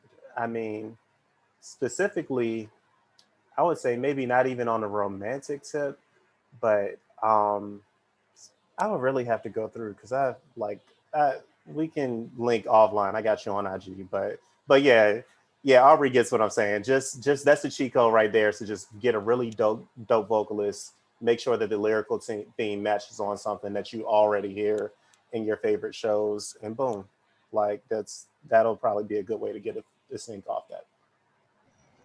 Yeah, I agree. I think the thing as a depending on where that vocal chop part comes in, because sometimes it only comes in for like 2 bars. It's like dun, dun, dun, dun, dun, dun, dun, and then it goes something else. If someone's rapping or singing, you might have to figure out how that's going to play with what they're doing, because that when it's by itself, it's so prominent that it would overshadow the vocalist. So the vocalist has to work with it, and sometimes it sounds like it's saying "you so dumb." So like I don't know what it's saying. Is that a thing? I don't know what it's saying. So it's saying if you don't. Oh, if you don't. I thought it said if you dumb or something like that. And so I was like, how can I write to this, right? But that being said, the track, and John, I mean, you've just started producing in the last year that I've heard. You really start to go like really doing this, right? And submitting tracks to these kind of submissions. So, this is a solid thing. Right when the groove came in, everyone was bobbing their head. And you got to understand this. The number one thing when it comes to what makes someone good at writing tracks, good at producing, is grabbing attention and making someone's body fall in line without them even recognizing it. Because sometimes people hear tracks and they don't move. They'll just be staring in the room. And sometimes the track comes on and everyone starts doing this. And when everyone starts doing that, that's that secret shot. He's just like, yeah, that's that stuff that like you can try to show someone, but it's sometimes that they don't always get it. So you already naturally have that because you're also a writer and because you're a top liner and you're an artist as well. So when you hit that moment of this feels good. So, I mean, I love even that high vocal chop you have in the chorus, that really high one that you have to initiate the chorus. That's cool. I really have to fine comb through this one. Like there were some things I would say like, we might want to have a transition here because I didn't hear a lot of transitions. Like we might want to have some here, maybe like a little drum fill or maybe just a little stutter here or pull out completely or just little things just to help with the editing thing. So that way it really stands out. But overall, I mean, if I heard this as a track, I totally agree. Like there's a vibe here and you can also work around someone's vocals to create something even more catered with the vocals. So this is one of those things that if you create this in a sync camp that I'm in, because I'm always in these sync camps. If you create this in the room, we'd be writing to it super fast. Like it'd be, let's write to this song real quick. And kind of what Rashad was saying is a lot of what I get with briefs could be things for like, especially with what's going on with people in the world right now, feeling like they want to be together and like this whole thing. You could have You could have a smooth line on here that's like, just kind of depicts that. And this would be perfect for any of those TV shows that are modern, current, and have that real life thing, but with a really cool trap vocal on it, that would sell that one-liner that just means what everyone's feeling right now. And I think that you have something here because the beat just grabs you, makes you want to move to it. So great job, brother.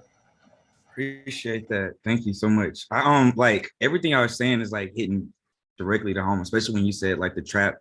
Like I was afraid to send like my scratch top line of like kind of how I felt to go off of it like in that trap world, but I can like send that to you so you can hear that. So but I really love like the fact that you're hearing that it's like really getting close, because like you said, like I've only been doing it for like a year seriously, and I'm like I listen to it back now when you say transitions, I'm like, why didn't I like there are no like lead ups for real outside of like the percussion, so I could do a lot better on those things. But yeah, that's what I'm saying, man. It's crazy. You've only been doing it for a year, and I honestly, I mean, I think it's a mixture of just you're hardworking.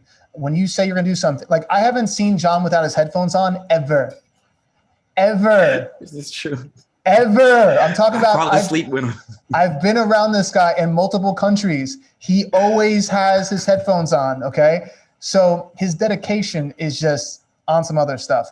Also, he's surrounded by a lot of really talented people in the group. So he's got other people to throw off ideas, and he always comes to these demo critiques and is like always trying to take information and level up. So it's kind of like, if you said to someone, well, how can you learn how to master something in a year? You're doing those things that get you to that place. So your result is going to be that. So man, just keep doing what you're doing. You're on the right path. Like, keep cranking them out, and you'll be a full-time producer, writer, artist. All that stuff will come together in its time. But you're doing it right. Thank you. Appreciate that. Yeah, I mean, awesome. Like, I love the vibe of this. Yeah, I think my main note was kind of what Adam touched on. I really do love like the tension and release that you already have in the track. I love the ear candy elements that you put in, the attention grabbers. I thought you did an excellent job with like your sound design, and even like with your intro and how you immediately grab attention out the gate. And then for me, I was a little confused on the structure, and that could play into like, because of the transitions, it just didn't signal, you know, going into new sections and how it was structured. So in order to, like, for me, I couldn't just like plug and play a top line on this because of that. And so if you do, you know, with which I see is the disco link you put with the top line. Okay, so we can circle back around with that later. But for me, that was, I think, the hard part, because of the vocal chops that you have are super prominent. And for me, I think maybe what made the sections a little unsure for me was how you use the vocal chops when and where. That made it hard for me to really grab onto like the like structure of your sections because of that. So I think that was like the main thing, but I really dig the vibe on this. It's super dope. But yeah, so I'm excited to hear like your top line idea once we kind of get through some other people. We'll come back around, but awesome. So thank you for bringing that. Randy, you're next. You sent in 2 songs. Can you let me know which one you'd like us to play? Oh, there you are. It doesn't matter. I wasn't sure what I know last time I came, we kind of ran out of songs. So I was like, well, if there's time for both, then. Gotcha. I was going to send 5, but I was like, don't really do it. Okay. Let me pull this first one up then. Yeah, can you toss the lyrics in the chat for whatever song you are doing? Yeah, let me get you. All right, people, you guys need to all be sending me disco links. Just FYI. Disco is where it's at. Disco is where it's at. Agreed. Okay, here is that, oh, did I miss the chorus? I think that's everything. Oop. There we go. It starts with the, oh yeah, I get what you mean. Is that correct? Oh, it split it up, yeah. Let me see, I can help. Let me see. It's not labeled, so I wasn't sure. I'm not sure what I'm looking at. Yeah, it starts with the pre-chorus, then it goes into the chorus, and then it goes into the first verse. So it's a little bit. Is that okay? I'm not okay, sure this is a great learning moment. Someone says, I don't know where this is, and then someone's like, it starts with a pre-chorus, it goes into this, and goes to that, and it's not labeled. Just make sure, y'all, when you're submitting things professional, anything professional, if it's a little confusing, that should all be laid out in your disco link or however you're doing it. It's just going to help whoever's the demo critique. I see everyone's kind of shaking their head yes. So it just helps all of us, especially because when you listen to a lot of songs per day, like I listen sometimes 20 songs a day. If I don't know this section of it and I get too confused and that person's not labeling it, I instantly think this person isn't professional. It's like I kind of go into a line of like, oh, they didn't have to take the time to put verse and pre-chorus if they didn't, especially if they start off with a unique structure that I didn't know. So these are little things, but they do add up when you listen to a lot of music on a daily basis. Okay, cool. Let's go.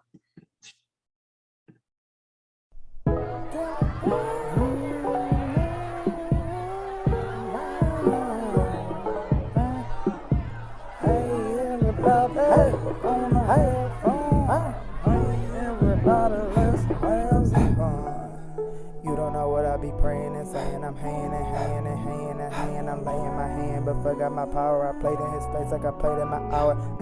Hey God, hey God, hey God, hey God, hey God, hey God, You don't know what I be saying, delaying my weighing and weighing and weighing and weighing. I can't get my way in, so I gotta wait until I get my pay in and check out my day in. Hey God, hey God, hey God, hey God, hey God, hey God, yeah. Caso mi house and amigo, mi friend Casamigo. My house almost misplayed my hand, almost lost a casino. Then 52 friends, reparation. My That's through the first chorus? Yeah, that was the No, first that verse was that the verse that was just coming in, right? When you stopped it? Yeah. Can you keep going so we can hear the first verse? Oh, is that the first or second? So that what I think we heard was like kind of like he said, like a pre-chorus and a chorus, and then the first verse was about to come in. Yeah, that was the middle of the first verse playing. Yeah. First verse, gotcha. My portion, my mule in my land. How I act like I don't know. How I get kicked out my show. How I get knocked off my flow. How I keep telling the bartender keep on heavy and pour me two more. I got dipped in that water like buckets and ran out life tuck it. Turn me up, I left it, I black out, I left it, I liquor, I trust it and leave me to nothing but too many ovens got heated, defeated. Drop it like beat it, something new sheeted. Down what I needed, kept with the reading. What they say, what he say. What shit I say? I was like, hey, hey guy, hey guy, hey guy, yeah. Hey guy, hey guy, hey guy, yeah. Hey guy, hey guy, hey guy, hey guy, hey guy, hey guy, yeah. You don't know what I be saying. I'm playing the lane. I'm saying I'm playing that band. Not that them demons that put on my feet and that beat it out. Let's beat it.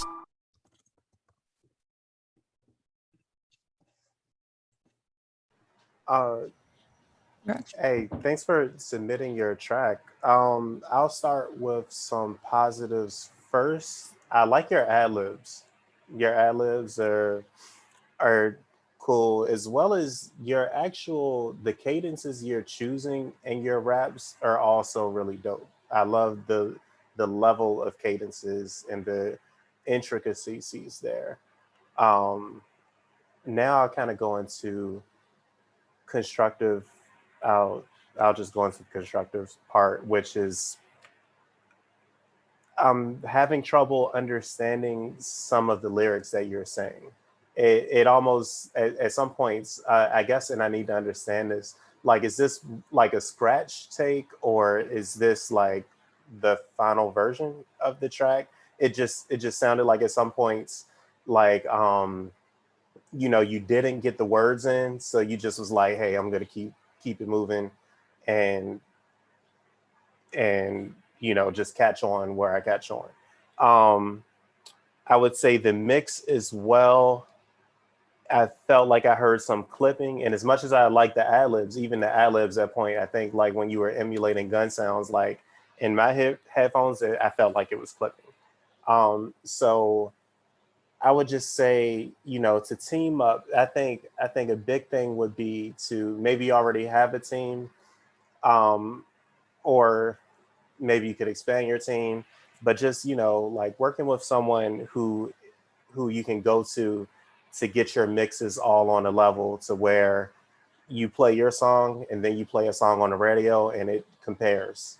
You want that continuity and quality.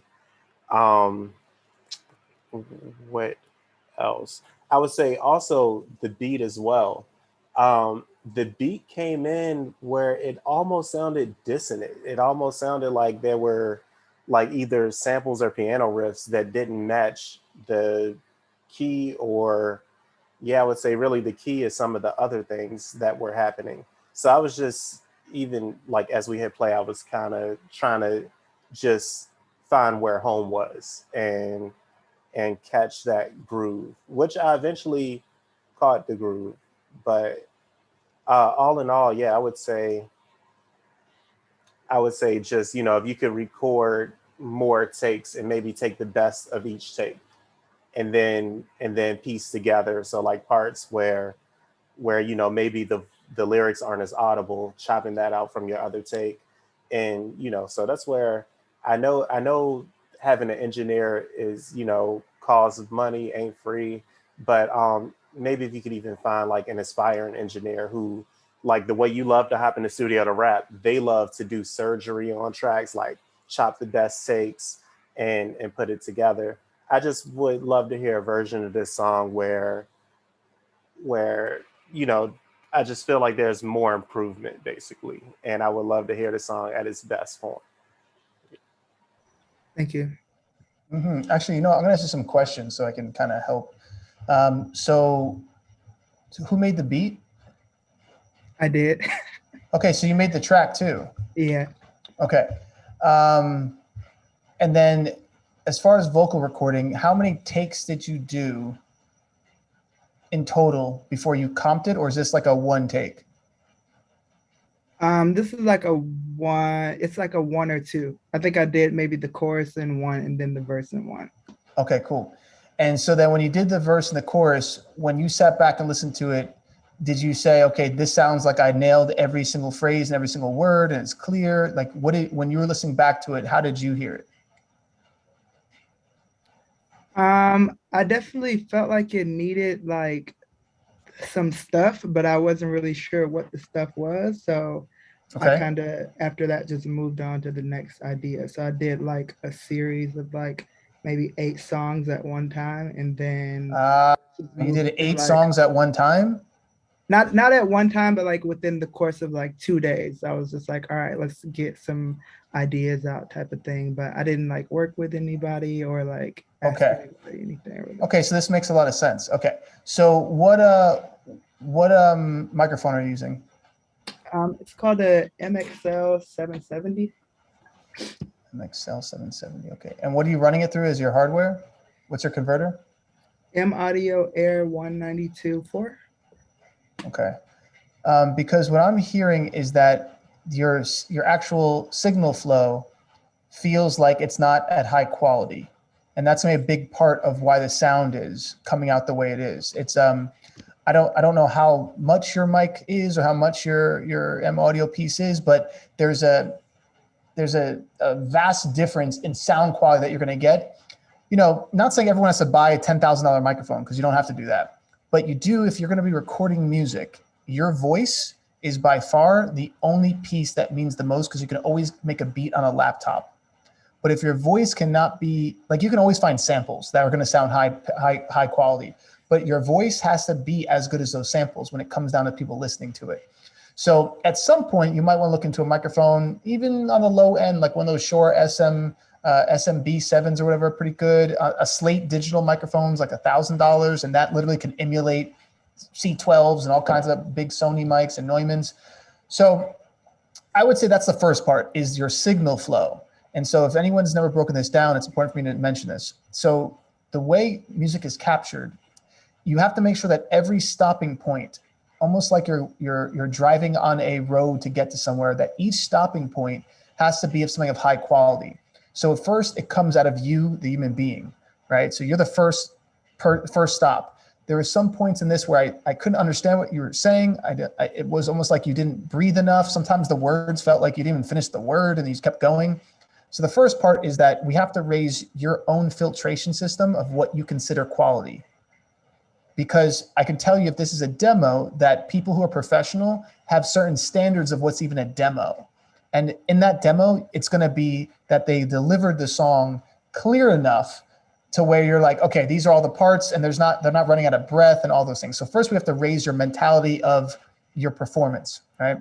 Second, it goes out of your voice and goes into your microphone. So we need to find a microphone when you can afford it or whatever, but that can capture your new filtrated mindset into this piece of equipment. And that has to be at high quality. Then it has to go into your converter, your HD converter. So either M Audio or your Twin or your Apollo or anything else that you might use, but that has to be something of real quality. Because you could be super dope, but if your microphone's not good and your converter's not good, it's always going to sound a little bit muffled. It's always going to sound a little bit, you got to work on it in the EQ and the compression a lot more. So all of these steps, from you to the microphone, the converter, into the computer, into your vocal chain. So, having your EQ, your compressor, your reverb, everything being lined up. So I have to ask you this question is, do you have a template for your vocals? No. Okay, so perfect. So we can start there. It's imperative that you get a vocal template or you create one of your own. Because if you're trying to kind of figure out how to EQ, compress, and you don't really know what you're doing because you never studied it, you're always going to come out with vocals that are not going to sound up to caliber of what you need to create the reaction that you probably want. You're putting your energy into these songs, you want people to feel them, but what happens is people start to focus on the things that are lower quality rather than on your intention of your lyrics. You know what I mean? So they're like, oh, this is cool, but I can't hear what he said. It sounds muffled. They start focusing on those things because they're used to hearing high quality all the time. It's kind of like if you listen to American Idol, there can be someone who's singing good, but the minute they go off pitch, everyone can notice it now because they've heard auto-tune, so they know what perfect singing sounds like. So you're always going to be compared to people who are in the NBA the minute you say you want to play professional ball. And so we got to kind of make your mindset go there and not to the mindset of like, oh, I like playing basketball, so that should be okay. We got to say, if you want to play in the NBA, you got to up the game. So let's start there, right? Understanding quality of hearing the words. That's the first part. Now, I agree with Rashad. You had some really good cadences. Like there were some good cadences there. I was like, okay, I got it. But because it was hard to hear all of your words, eventually I started to zone out because I was like, oh, okay, I don't really know what he's saying here. And some of these words sound like the same words. Like I weigh in, I'm waiting. And you started to go, I don't know what he's saying this whole section. Now in the beginning, you were a little off pitch even when you started singing. So I know you didn't run it through an auto-tune or a Melodyne or anything like that. So right when your vocal came in, you were already starting off pitch. And then plus there was all of the music, like Rashad was saying, was a little bit off. So right from the very beginning, it created almost like a confusion. And then you hear like haze and ad-libs doing that. So then it became a lot to focus on. So if I would say to you is that there were some parts of this track where I was like, okay, there's a beat here, but it kind of felt muffled. I would highly recommend, if you're going to try doing everything, rapping, singing, tracks, that you generally take the time to study this at a high level and don't mess around if you plan on really doing this. Because if you plan on taking it step by step and figuring out over the years, it could take a long time, okay? I'm being real with you. It could take a long time to put it all together at a high level. So if you're really gonna get into vocal recording, study your vocal recording, study templates, study vocal chains, make sure your voice sounds good. If you haven't studied rappers, study rappers, watch battles, listen to what they're doing, listen to how tight they are, like really study. Don't just say, I rap, study rappers, and then really go, oh, that's what they're doing. Oh, that's why it's like that. If you're gonna get into production, study production. It's not just gonna come out magically. This stuff is very detailed. It takes years to do. So I wanna just inspire you to say, like, you have a really good foundation of, that's cool cadence. My God, I remember it. I remember the concept. There's a guy, his name is, what's his name? I don't know if he's a Christian rapper, but he kind of does stuff similar in this vein that I was like, oh, okay, I can see this. Okay. NF? Talking about NF? Maybe. I don't know any. I only know a couple Christian rappers. Lecrae was the only other one that I know. His name starts with an H, I think. It's like Hobson? Name Hobson? There is a Hobson. I don't know if he's a Christian rapper though. No, maybe it's someone else. Like my he bad. raps about crazy stuff. Oh, maybe that's not him then. But yeah, he's like, no, it's not him. But there's a Christian rapper I've heard recently that this kind of reminds me of. If the quality was beefed up to that level, I would have went, oh yeah, I could have seen you being a writer for that kind of artist, because I think there was content that if someone with that style that is there could have implemented it and it would have worked. But so I think you have good foundation, good concept, but if you're going to do this seriously, you got to start playing ball for real. Because if you're trying to, I did 8 songs in 2 days, I'm like, yo, that's like, you're doing too much and not focusing on what you need to be doing. You're just doing things. And there's a difference between moving forward and moving in circles.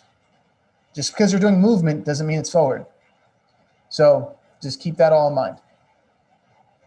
Yeah, and I piggyback off of what Adam's saying. When you're actually learning and you're forming myelin in your brain, if you're practicing the wrong thing, like if you're practicing, a specific form for weightlifting, if you're practicing the wrong form, you're not going to enforce the habits that you want, and you're not going to enforce the things that you actually want to learn and should be learning. So if you're not practicing, I do think there is a certain way for everyone to practice based on how you learn. And when you're practicing and, using when you add up all of the knowledge and information from the right source, you're able to really, practice what you preach kind of thing. And so when you're practicing like the good habits and the good behaviors and I'd say this loosely, the right way, then you'll actually be able to reinforce and become, the muscle memory becomes what you want your music to sound like. So, which is all, all that we study and practice in the group is, really reinforcing, learning structure and studying lyrics and melody and all of the pieces of the puzzle that you need to create, or all the ingredients that you need to have a great dish, as Adam would probably put it. But sorry, real quick. I just want to ask a couple of questions, because if I ask some questions, we might be able to leave you here with like an actual trajectory forward. So how many hours do you spend a week studying producers? Probably 0. Okay, great. How many hours a week do you spend studying songwriters or rappers? And I say not listening, studying, because I eat food, but I'm not studying how it's made. So not listening, studying. Probably 0. Okay, perfect. Why? I don't know. I've never thought about the studying aspect. Like, I definitely do listen to people, but not like studying. Like, I know what you mean by studying, so I wouldn't lie and be like, "Oh yeah, I'd be yeah. Okay, so let me think about this. How many hours per week do you spend practicing your voice? Oh yeah, probably like a good 10. Okay, so you're doing a lot of practice when it comes to singing, or also rapping too? Is it like a mixture? I probably practice the singing more, and then just like let the rapping do what it needs to do when it's time to do it. Okay, cool. So when you say you're practicing singing, and I have to be honest, you were off pitch in the very first couple notes. How much practice are you doing with a vocal coach? So the beginning was supposed to sound like a clown coming into a kid's party, even though it's kind of confusing. That's why I was like, "Hey everybody, we're gonna have fun." But I guess it just wasn't clear. It wasn't like a real singing thing. It was like you think that it's about to be something funny, and then it gets serious type of thing. Gosh, because I thought you sang a couple notes, is what I'm saying. Yeah, I mean, but I wasn't like. It wasn't like a, I mean, do you get what I'm saying? Like it was I know what you're saying, but off pitch is still off pitch.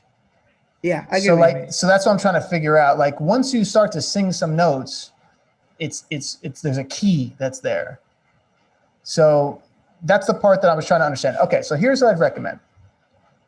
I feel like in order to really help yourself, you have to determine how much you want something to be a true profession, to where you really stand out and be a part of the like recording industry, and how much you just enjoy doing it as a hobby. Because depending on what you do will depend on how you're going to actually spend the time. Because right now you said 0 hours. You said 0 hours studying production, 0 hours studying singers or rappers. So if you're not studying at all, you're basically hoping to land on something, because you're not using other already proven methods that would help you get there. Because it only takes 2 seconds to go on YouTube and type in, beat production, tricks and tips on how to make beats and all that stuff. It's not hard to do, but you're choosing not to do it for whatever reason. And I will say this, your time and your choices of where you put your time are literally going to be the exact results of what you do in every endeavor. So if you say, "Adam, I'm putting in 50 hours a week," well, I can tell you, then you're going to end up like John Mark in a year or two. But if someone's like, "I put in 0," then I'm going to go, well, then you'll end up exactly where you are in a year or two. It's literally just about your choice and your time. So the most important part, though, and I have to stress this, is just doing the act. If you're just doing the act but not getting actual professional shortcuts and mindset and understanding, you could be opening up a DAW 100 times. But if you're not really understanding how the kick drum frequency works and how the snare frequency works and how your vocal has to lay in the pocket and how to edit and comp, opening your DAW will not change your place in your life. So the information I'm giving you is, if you're really trying to be in this industry, because it seems like you are, because I met you like a year or two ago, and you keep showing up and you keep doing this stuff, but at the same time, I don't feel like you're making the movement far enough that where you should have by now. But when you just told me 0 hours, it's literally in line with what you just said. So I would just say to you, as a person who wants to see you actually win at whatever you want to do, but I can't do it for you because I know where my focus already is. You got to figure out what your focus is. And even if you have a job, you still got to carve out time to study, because, and I'll end it on this, the thing that you spend the most time searching for will eventually become part of your programming of mindset.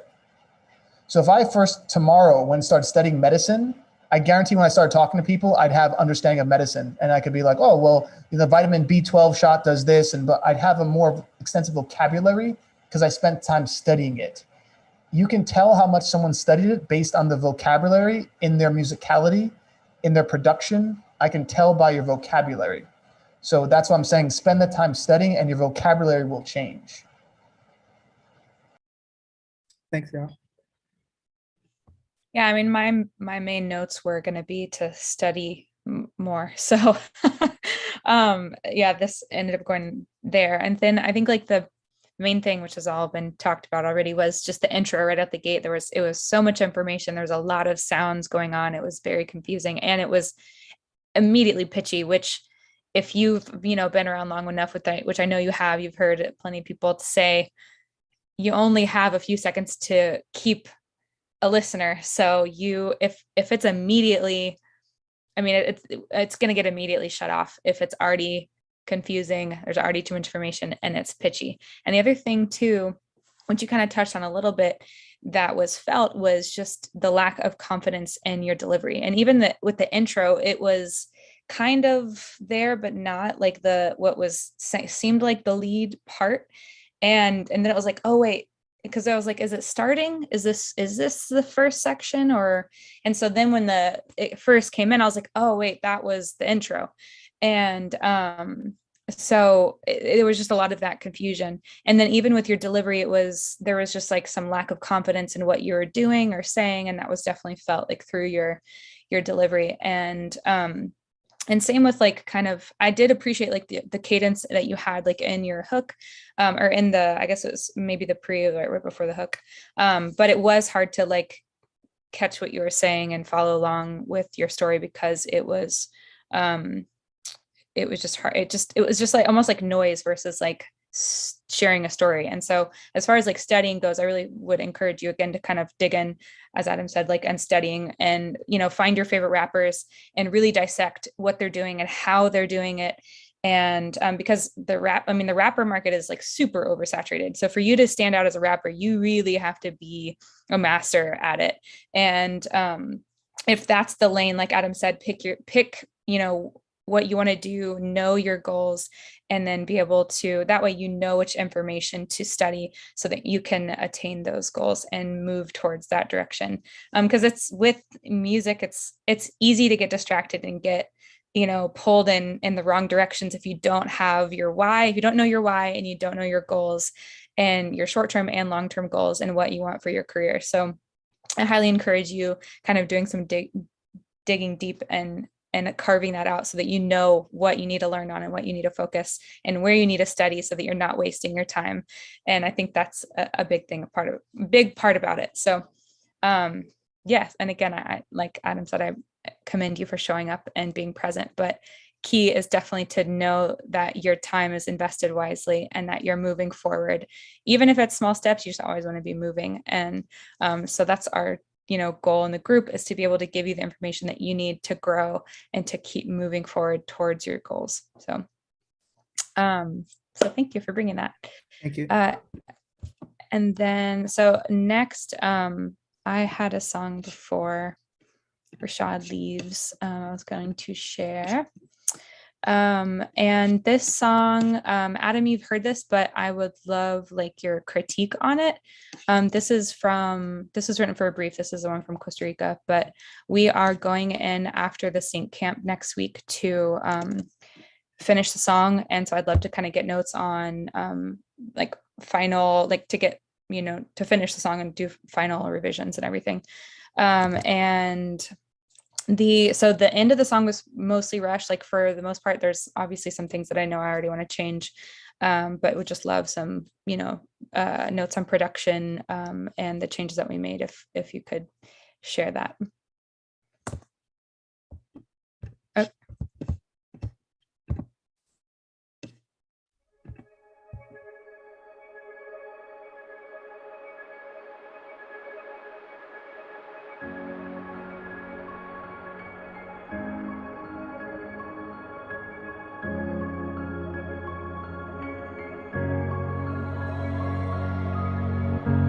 Open your eyes, see all the beauty. Possibilities are everywhere. Breathe it all in, feel your heartbeat. Everything you need is right there. When you find it within, you finally begin to be the one you come back to again. You don't have to see it to believe it. You already know it. You don't have a limit when you believe it. You already know it. You don't have to see it to believe it.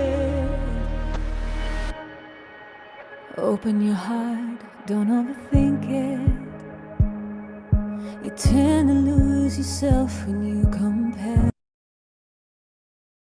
you mind if I play it through the end? I want your thoughts on the bridge because that's like our main. Okay. Yeah, let it bomb. I was trying to figure out how to turn it up, but.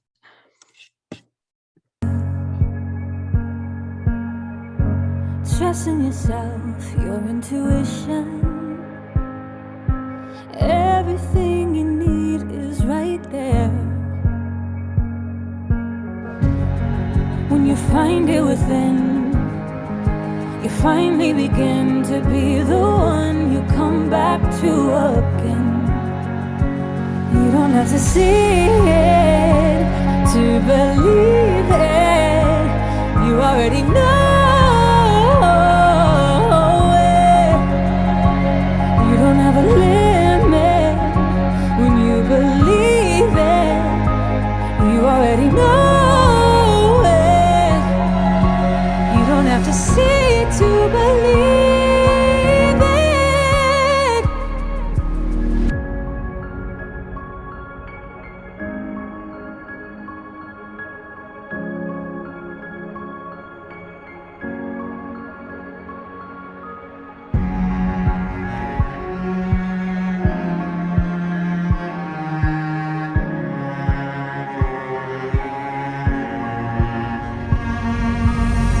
When you find it within, you finally begin to be the one you come back to again. You don't have to see it to believe it. You already know it. You don't have a limit when you believe it. You already know. See it to believe it. You don't have to see it to believe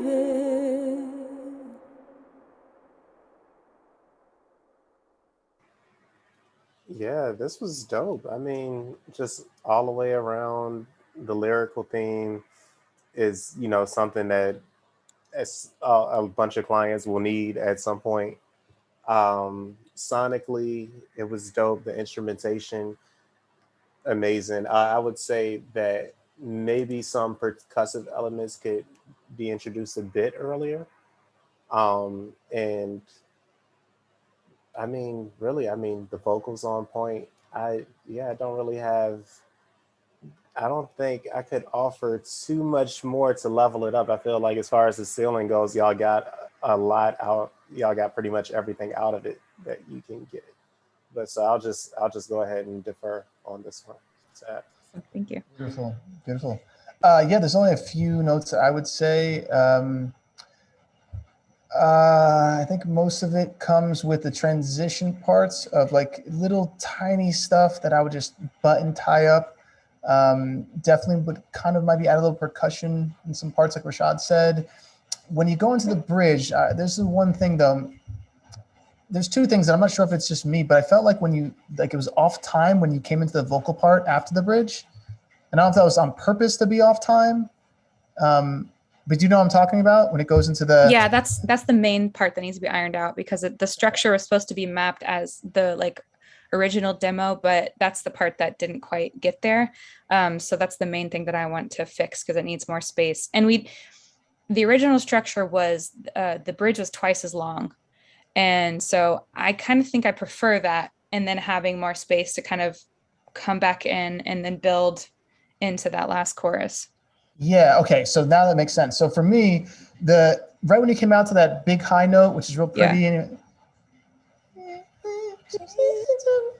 you went up there, yeah, you went up there, right? I'm trying to figure out the structure. So you went to that note, right?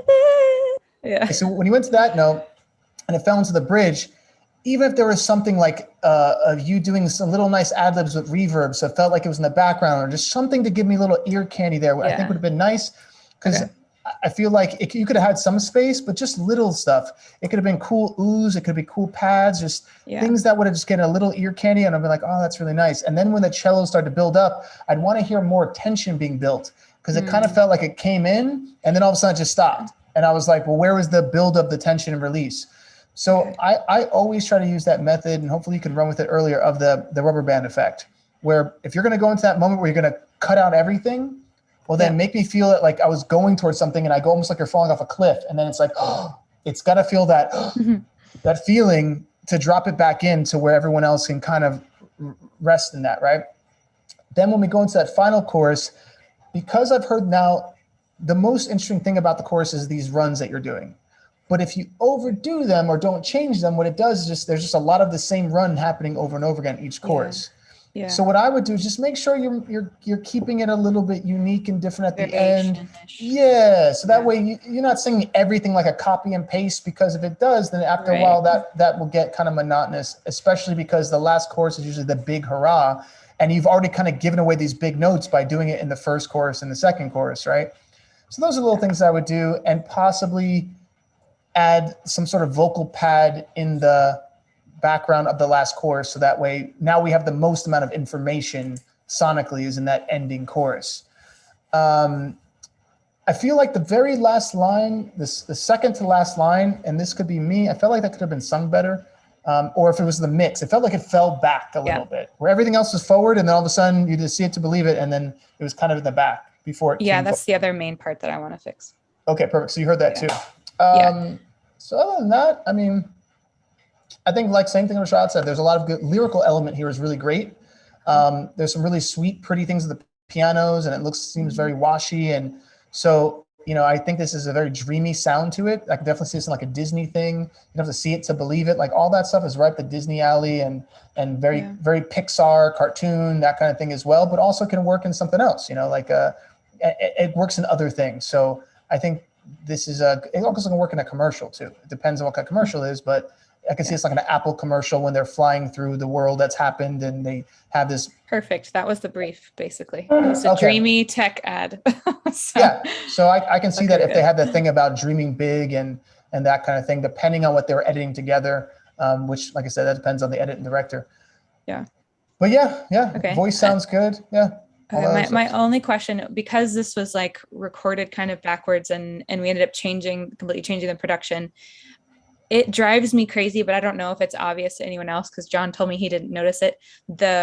For me, I don't feel like I'm in the pocket enough in the chorus because we had taken, it's a long story, but because I sang it to something else and recorded it to something else.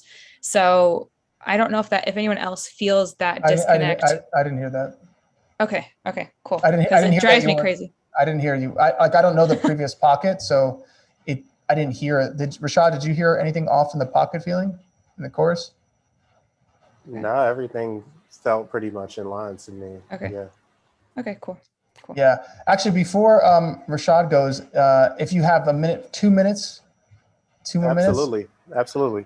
All right, dope. I'm tossing in a track that we just started working on. Aubrey, if you could play that one. And this is strictly, we're trying to think of like a sync thing with a new artist I'm kind of working with. Awesome.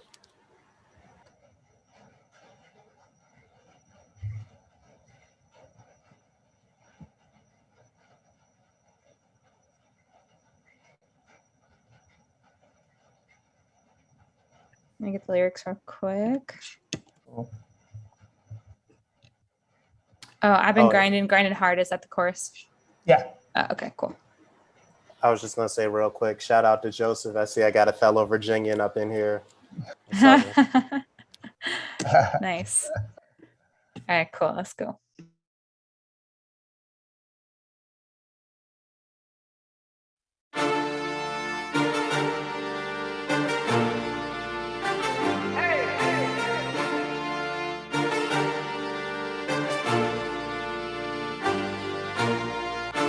I've been on the grind here for long enough. Ain't nobody here who gonna stop me now. Cause there ain't nothing left but keep on going up. I put in the work, I don't need no love. Born to be the king, yeah, I got the crown. See him from the top, coming from a spot. Set him up, set him up, set him up, set him up, set him up, now I knock him down.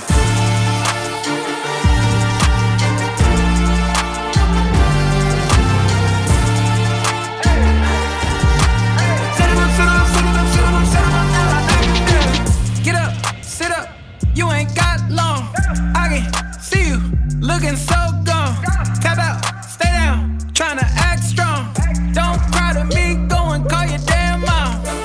Whoa, whoa, I'm going for the diamonds and pearls. Whoa, whoa, yeah, I'm standing on top of the world.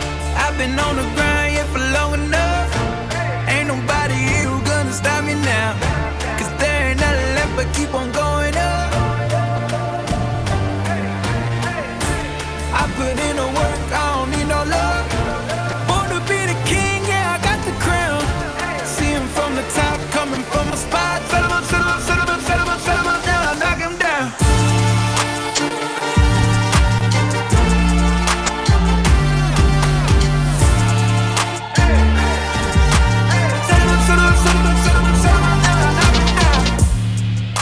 Shining like the stars up in a coupe.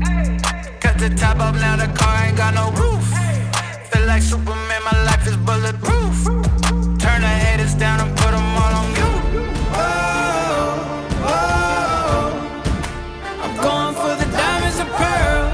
Whoa, whoa, yeah, I'm standing on top of the world. I've been on the grind here for long enough. Ain't nobody here who gonna stop me now.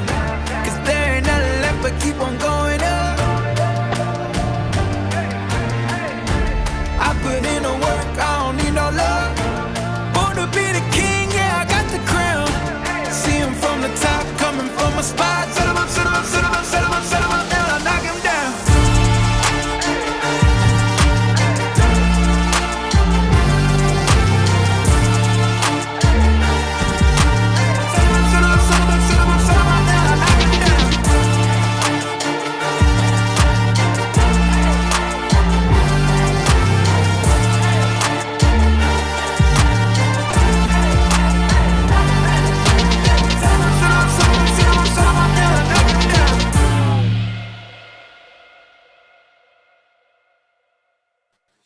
Yeah, that was hard. So I would say the one thing that got me a little bit, and I'll just preface this by saying I've gotten, over the past like 2 months, I've gotten various briefs where they're like, hey, we need something with college marching bands. Hey, we need something with marching band percussion. And with this, I got teased a little bit with a little sprinkle of marching band percussion up in the, instrumentation. So I would say if you could possibly lean more into like just different sections where maybe it goes full out marching band college style percussion, or if there's just one section where it just does that, oh my goodness, that would like just qualify the song for even more hard to get briefs that a lot of people aren't able to hit because they don't have any marching band elements in their tracks. So so that's the one recommendation I would have. But I mean, other than that, it's pretty much just compliments, because the melodic lines were dope. The actual like swagger singing was dope. Like, and then obviously the rap, the flow, the lyrics, and even more importantly, just the overall lyrical theme is one that is like one of those jackpot lyrical themes where over and over anytime Viacom hits us up, hey, we need something on my grind. Hey, we need something going hard. Hey, we need something about bossing up. Like, so it's just like, it's just so many briefs we could pitch this one song for. But definitely leaning into the marching band elements would just qualify it for a next level of hard to get briefs. I appreciate that, man. I'll definitely say this is one of those interesting things. I was in a sync camp with two really great collaborators, Tony Esterly and Trevor Case. And I was actually, I was showing people in our group, I was in a car while we wrote this. I was literally in the backseat of a car with my laptop open, and we're trying to do melodies and we're going back and forth. So I appreciate you saying that. And I think they did a great job with Trevor's vocals, and production all came together really well. So yeah, man, I appreciate that. I'll let them know about the marching band thing. I think that's a great addition that could work really well and expand the possible usages of it. Yeah. Appreciate it, man. For sure. All right. Well, that being said, Rashad, I just want to say thank you so much for coming in with us tonight and spending the time with us. We'll reach out to you again, send you a playlist of the sync camp that we'll be doing next week. I'm gonna send you some of that stuff too. And if you ever want to, if you have any briefs or any kind of songs you're looking for, feel free to reach out to me or Denise here at the company, and we can help to kind of see what any of the members might have. But I just want to say thank you so much for your time, your insight, and sharing your passion, what you're working on, because I'm sure that will align at some point. And this is the part about the reason why we do these, is connect everyone. Thank y'all for having me. Shout out to Denise, Aubrey, all the writers, creators in here. This has been great. And yeah, I'm excited to connect with you, offline, and Denise offline, because like hearing these tracks, it makes perfect sense that I, loop the community, the Billboard 500 community in on the different briefs that we have. And a lot of them are like, within 24 to 48 hours too. So, so yeah, it'd be good to, test the fire, if that's the phrase. I don't know. But yeah, y'all have a good night though. All right, man. Thank you, Rashad. Appreciate it. Bye. Likewise. Bye. All right, everyone. So I'm going to stay on for just a little bit more. If we have a couple more songs, and kind of give some feedback. And also just to say, everyone, this is the reason why we love doing these demo critiques, because we're building, different friendships in the industry. So it's great that Rashad comes on. I know we've had some really great mentors in here from Atlantic Records and Universal Records and Sony and Position Music and all different kinds of really great executives. So what I think is one of the most interesting things about this group and about this community is when I was first coming up in the music industry, I couldn't just deliver songs to people like that. That wasn't happening. That access wasn't there. I had to go through a process, send emails, hope to hear back from people. But it wasn't like where I could play a song live and someone goes, "Yo, that's dope," and then let's talk offline. That wasn't happening. So for all of you who are bringing songs to these demo critiques, I would definitely say you might want to look into having the mindset too of like, when you're bringing something that's really, really strong, that something might come after it further. And that's a really good spot to be in, because we do demo critiques every 2 weeks. So if you're really banging high quality songs out and you're doing this every 2 weeks, you can really build a strong network of executives in a very short period of time, to where you have access to briefs and to possibilities and opportunities without having to live in Los Angeles for 10 years and not have to live in New York or Atlanta or Nashville. Like, you can just really be in your homes from wherever you're at around the world and come to something like this. So I'm appreciative that Rashad even at the end was said, "Oh, we'll give briefs to Billboard 500 Club," because this is the kind of thing that I love hearing, because it shows that the work is speaking for itself for the right individuals. All right. So that being said, do we have any more songs that I'll stay around for? Yeah. All right. Let's keep it going. Yeah, about 4 more songs. So next is Allison. And this is just an instrumental, right? Allison, you're muted. Okay. As usual, Allison, you are muted.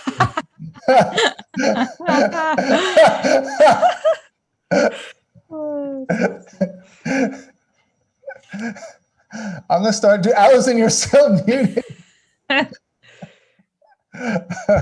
Oh, you're sound. Oh, what's that? This is a track. Gotcha. Track. Okay. Gotcha. Yeah. Okay.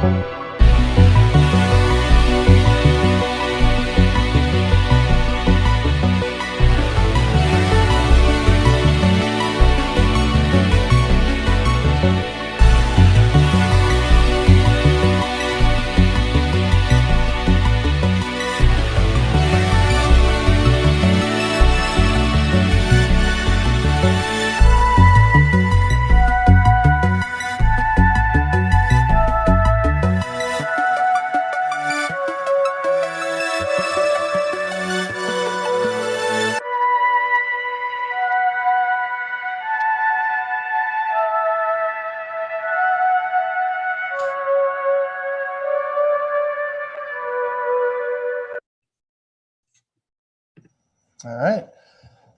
Uh,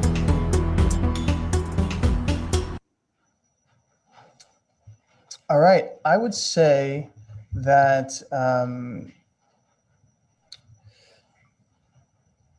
first, I would say there's if you get a good mix on this, like a strong mix, because there's some of the frequencies are a little bit too loud, a little bit too piercing, a little bit of stuff. But if you can figure out a way to tuck them in and get a good mix on this, and possibly extend some of the sections a little bit longer because they were changing almost, but not in a bad way, but they were just changing. You can give them a little bit more space to breathe. This is definitely in that composition of like a Stranger Things vibe. I've seen someone do that, but that's the only thing I would add. Maybe some small transitional elements, but the actual parts are very interesting. And it takes you on an emotional roller coaster. I could totally see this in a Stranger Things TV show or movie. So you're not off on even the choices of the sounds and the different arpeggios. Like they all work. Yeah, I would say just structure a bit more with a couple little transitional things here and there. Get a good mix on it so that way all the parts feel like they're really warm and the frequencies aren't too piercing and all that stuff. Now, that being said, I think everyone here was kind of lost in it which is really the part of great music where it takes you away for a bit. Like I was totally in it. I was like, what's happening here and what's happening there? Oh, that's interesting. And oh, that changed. And, so my ear and my mind already went to, oh yeah, I can see this in that eerie part of that movie. And I think Stranger Things is just the most iconic right now. So that popped up, but any kind of horror film or any kind of ominous thriller, like this would fit in all those things. Anything that's kind of like a spy thing, or this would work into, or a serial killer. There's like all those weird shows. They like the TV show You on Netflix. All of this fits in that. Dexter, it fits in all that. Can y'all hear me now? I can hear you now. Yep. Okay. Yeah. Cool. I was wondering. No, it's my fault. Okay, I'm back. I found, I used the Launchpad. There is a program that goes on my laptop, and I structured the track that I can take into Ableton. Okay. So yeah, take it into Ableton. I would say here's what I would do is possibly go and look at a Stranger Things scene on YouTube. A reference track? Oh. Yeah. No, just an actual scene, like a scene from Stranger Things. And while you're mixing it, so that way you can kind of get levels that you feel. Now, don't do what some people do where, like, let's say a car rides by and they put a swoosh where the car is. Like nothing like that. Just watch the visual and then start to create the sonics of where you want the space and where you want to pause and build up and the bit. Exactly, like all that stuff.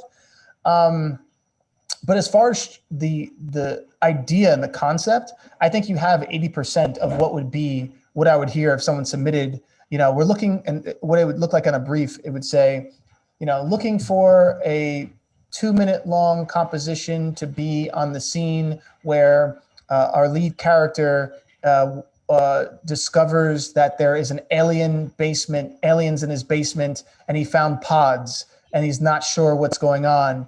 And he's walking down the hallway to it. Yeah, this song would be right there, So I don't know if and when that brief is coming, but I can say that if I saw that brief, this would be a song. This would be a song that could fit in there. So yeah, on that note, great job. Thank you. Cool. I was gonna say, Aubrey, you can skip mine if you want, if there's one after, because Adam's heard this before, and I just threw it in to get extra opinion on it. So gotcha. Okay. I will come back around if we have time, but all right. All right, so I think Shadow is next. I don't know if this link that you think, Aubrey? Oh, yes. I liked it. I loved the vibe, like Adam said. It created a world. This is definitely one of the more solid tracks that I've heard from you, and it was a good length too. Yeah, I felt like I can't give a whole lot of constructive feedback on like all of the little finite details on how to improve your production on this. But as far as like the vibe, I definitely, I enjoyed. It created the world, and it kept me engaged and interested, and like I wanted to know what was about to happen in the movie that I was watching. All right, thank you. Awesome. Yeah, of course.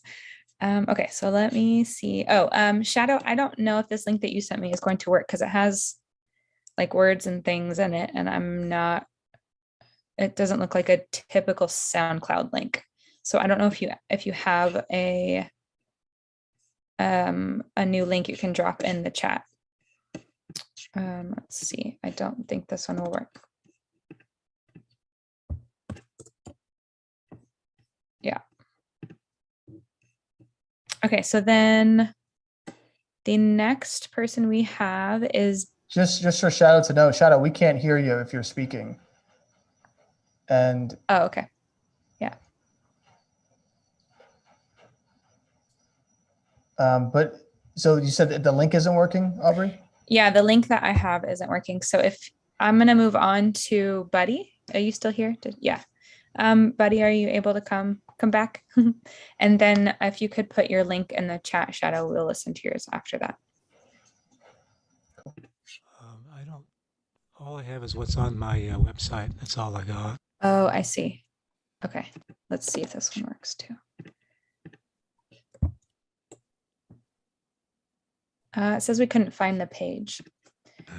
So buddycomfort.com. Yeah, and it's that song, Gotta Take Care of Myself.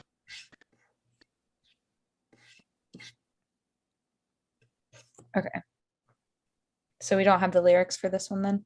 I put them in the chat a while back. Okay. Oh, you'll have to Want it again? Okay. Yeah, you have to put it in there one more time because we won't be able to. All right, no worries. Backtrack. Okay, cool. I'll go ahead and play it then.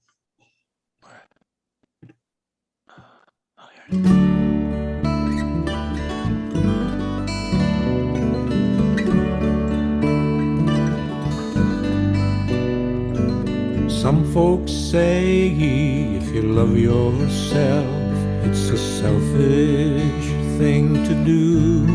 If you don't care about no one else, then what they're saying's true.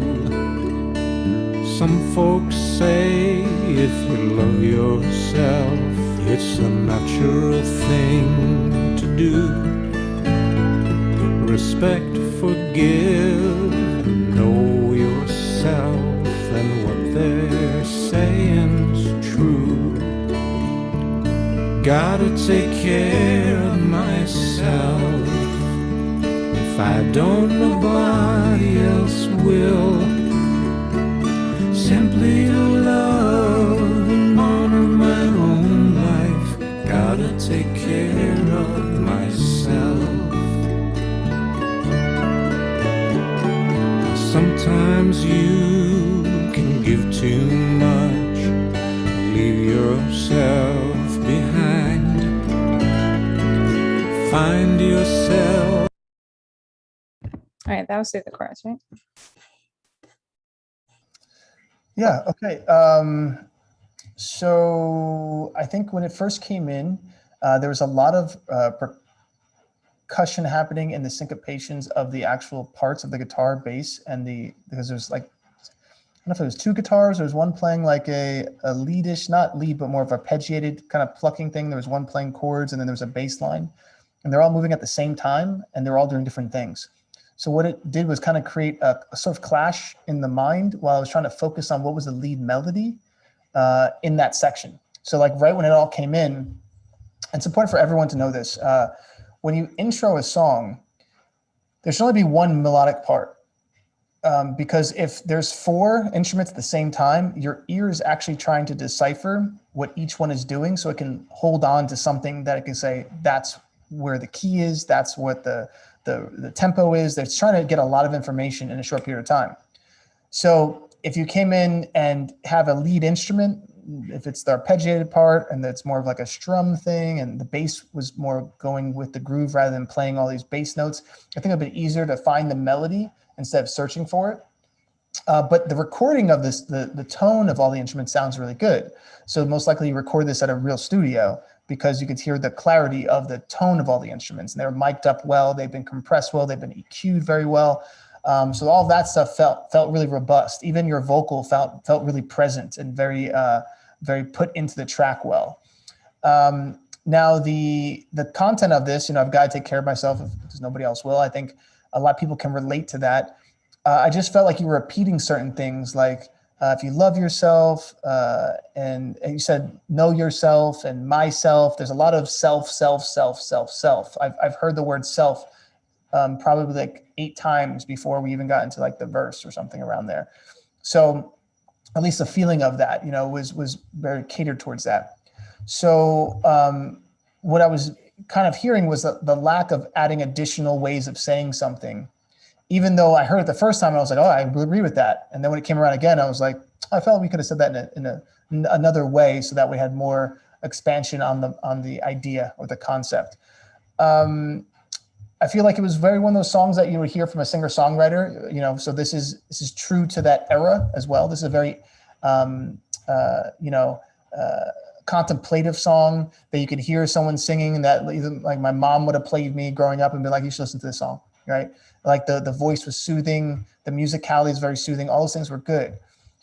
Now, when we go into what the big payoff is, that's the part that I have a problem, and I should less of a problem, more of like an instinctual thing to explain. I was waiting for this big payoff because when we're going to singer-songwriters of those eras, the one thing that differentiated people, with Dylan and Beatles and Crosby, Stills and Nash and like all these really great singer-songwriters, where they had a payoff line that was so good that if the whole song could have been built around it. And I think the biggest payoff line here is, and then what they're saying is true. And you're like, okay, that's good. But did it really hit the biggest payoff of the song? And I felt like that was more of a verse payoff than a big chorus payoff that I felt. The melodic sections are very linear. So it didn't let me know exactly where I was in the song, because it felt like it was all a verse telling me a story with a couple little lines that I was able to come around to. So whenever there's a song like this, and it's hard to critique because it's already been what sounds like mixed and mastered. So it's already been finalized. And so by me telling you this, I mean, it looks like, if I'm not mistaken, it says 1995. So the words and music were written in 1995. So it's about almost 20 years old. So it comes into the category of all I can do is kind of give my perspective. I can't really say change this or do that or anything like that because it's already been recorded and already been released and everything.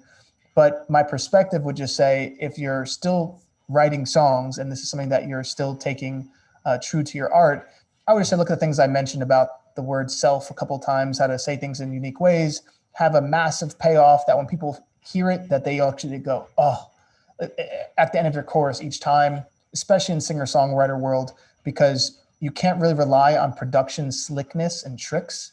Like with someone like Katy Perry, you can go, baby, you're a firework, and throw in a bunch of production and big notes. And so you can kind of get away with doing some things where when you're talking about singer-songwriters, a guitar and a voice, it kind of is vulnerable. And it means that the lyrics have to really be so poignant and so potent that if you just said them to someone, they'd go, oh man, yeah. I mean, I really feel like it's got to, you could just talk the lyrics and they should do that. And I feel like if I was to talk these lyrics, there's not enough poetic depth here for me to fall completely in line. It's just conversational, but I feel like it's conversational that needs to go just a little bit deeper for really to hit like that. So those are the only things I can say. So if you're still writing songs a lot and doing that, then I would definitely try to look at the moments in songs that you love and go, why did that moment hit me so hard? And just replicate the placement of where it hit you. Not what they said or not what they did, but the placement of it, because all those placements were done to hold attention of an audience. And so if you can figure out Like, okay, they did that line at the end of the first verse. Why? To grab attention of the audience. They did that melody change in the pre-chorus. Why? To hold attention of the audience. They did that big payoff at the end of the chorus and everything led up to it. Why? To hold attention of the audience. And if you can figure out those main pivot points, you'll realize that it's really just plug and plop when it comes to the puzzle. But yeah, sonically the track felt like, something that you would hear on a song like this. So whoever mixed it and did all those things did a good job. I would just also say the musicality is a little bit too much busy in the beginning and hard to decipher the main melody. Yeah, thank you.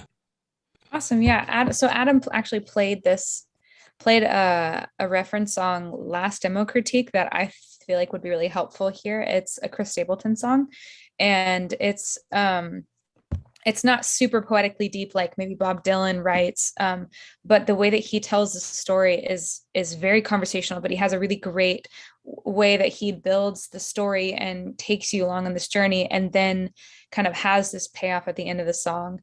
And here I will. Wait, you can't play it. No, I'm not going to play it. I'm just going to drop the link in the chat. Okay, yeah. 'Cause they'll shut off our YouTube. Yeah, you're good. No, I was just going to. So here's the link to the song. You can listen to it on your own time, but I thought it would be helpful in how it is still simple, and there's really only like 2 melodic structures in the song, but it still carries you on this journey. So I thought it might be helpful for more of your like style of writing and how your sound of music, because I love like the folk like singer-songwriter vibe. I really do enjoy that, but it's really about the story. And I think that's what Adam was kind of mentioning about a lot of pop songs can get away with maybe not having a stronger story because they have all the production elements to create interest and engage the listener. But when it's more simplistic and stripped back, the song, the top line and the writing really has to shine and be able to stand on its own and be captivating in and of itself. And yeah, I think like my main note was just it was very conversational, but it just didn't quite go deep enough. Like you wrote it how you said it, but then didn't take it a layer deeper and making it a little bit more thought-provoking or interesting to the listener. So that's kind of my main note. But thank you for coming, because I don't know that have you been to any of our demo critiques before? No, first one, but thank you for that. That's glad to have you. Very helpful. Thank you. Awesome. Good. Awesome. So Shadow put her link in the chat, or their link. Okay, so let me play it, and the lyrics are there.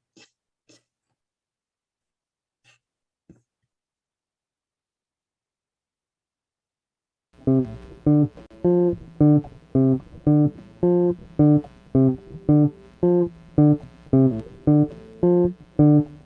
know the world is changing. Feels like it's falling down. People are crying loudly, but no one hears a sound.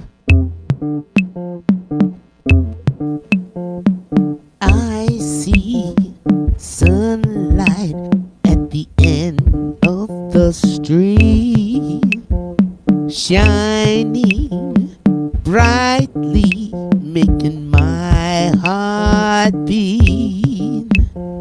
Water flows into the burning heat.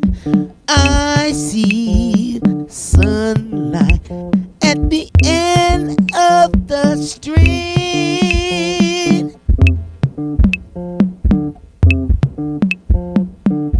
I know that we are angry, just mad at everyone. One more thing to trigger me, just like a loaded gun.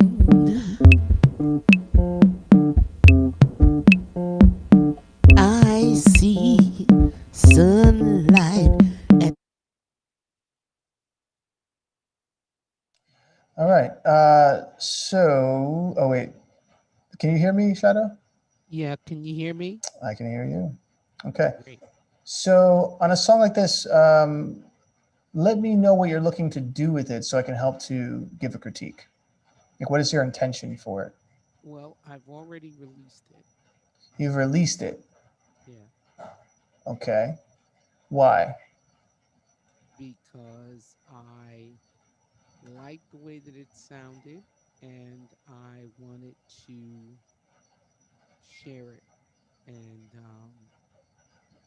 yeah. So it's more of like just getting it out there. You're not releasing this to get on the radio or build a fan base or to yes, build a fan base. I had been focusing for the last 2 years, 3 years on sync writing. Okay. Yes, and learning the business. Prior to that, I was more of a performing artist, and I moved from Connecticut to Orlando, and because of health issues, I really started focusing on sync writing, and so I had no idea of the business prior to that. So I've spent the last 3 years basically learning the business and trying to understand that. And I just got this song picked up by Pond 5. And so I've been basically creating the mixes for that. But hold on. I'm a little bit confused here. All right, so real quick, a couple questions. When you say I've been focusing on sync writing, you mean you've been taking courses? Is that what you mean, or taking classes with people? Yes, I've been taking courses. Okay, whose courses have you taken? Well, I've been doing quite a bit with Mike D. I've taken some of his classes. Also, oh my goodness, I can't think of his name right now. It's terrible. Okay. Michael Eisner. Okay. I've taken a few of his classes. And have they, when they attended conferences? This and is when, all free stuff. I've not joined groups per se.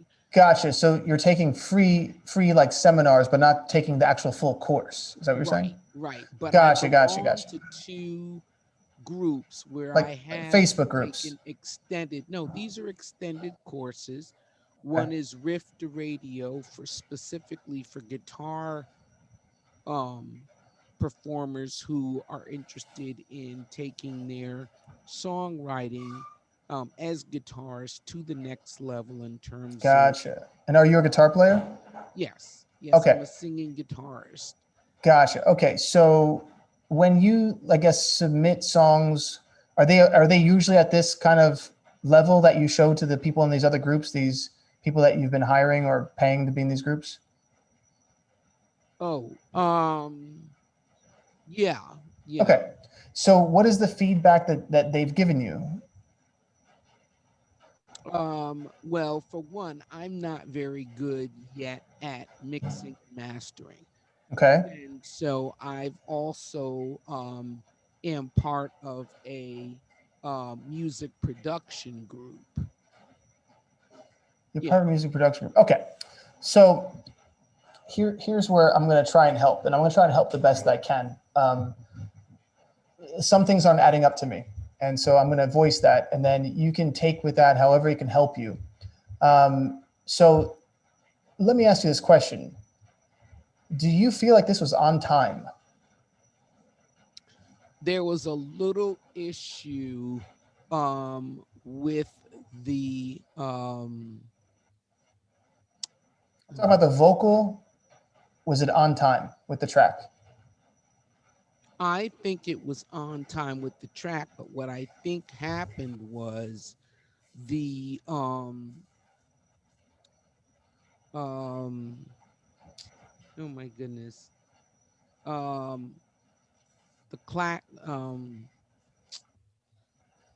dear, the percussion was off a little, slightly. Okay, so I'm going to tell you that it wasn't on time. Okay, and so the part that when you said I'm a guitar player and I do this, and the part if you're going to sing and play guitar is good timing, but a lot of it's live timing. So if you don't have a tight drummer there or a tight percussion loop, sometimes as a guitar player and singer, you can kind of speed things up, slow things down. You have the freedom to do that. But when you're singing with a track, it really does have a meter that is pushing and is pretty solid. Right. So forget about mixing and mastering for right now, because that's really not the main focus. That's something that, you know, a lot of people have trouble mixing and mastering. The main focus is the actual timing of the vocal, the build of the track. The track was only really like 2 or 3 instruments, and there wasn't enough production here. So when someone says I've taken courses and I'm in a production team and I'm doing all these things, my brain audibly is trying to line up and go, okay, let me understand this. But at the same time, I would also voice that whoever is telling you these things either haven't given you the full amount of information or a full reflection in an honest way, because there's a large mass amount of information that's not being put into this song. Right. So let's start off with just the bass line with bump, bump, bump, that thing. After a while, that's going to get kind of monotonous and people are going to turn it off because it's almost like too repetitive. It didn't give enough interesting uniqueness. It wasn't really soundscaped in a very interesting way. And so what happens is you start to go, okay, like bump, bump, and you're listening to it. And after a while you're like, and there were some lyrics that you said, I will say this, that I went, oh, that's a deep lyric. Like that's a lyric that people need to hear. Like, okay, I like that. I like that lyric right there. And I can tell you can sing on pitch. You know, it's one of those things that like you weren't off pitch. You were singing notes that were on pitch. Technically, everything was technically being done, right? So I was like, okay, so you probably have perfect pitch of some sort where it just comes out of you. You've been singing since you're a kid. Yeah. Notes come.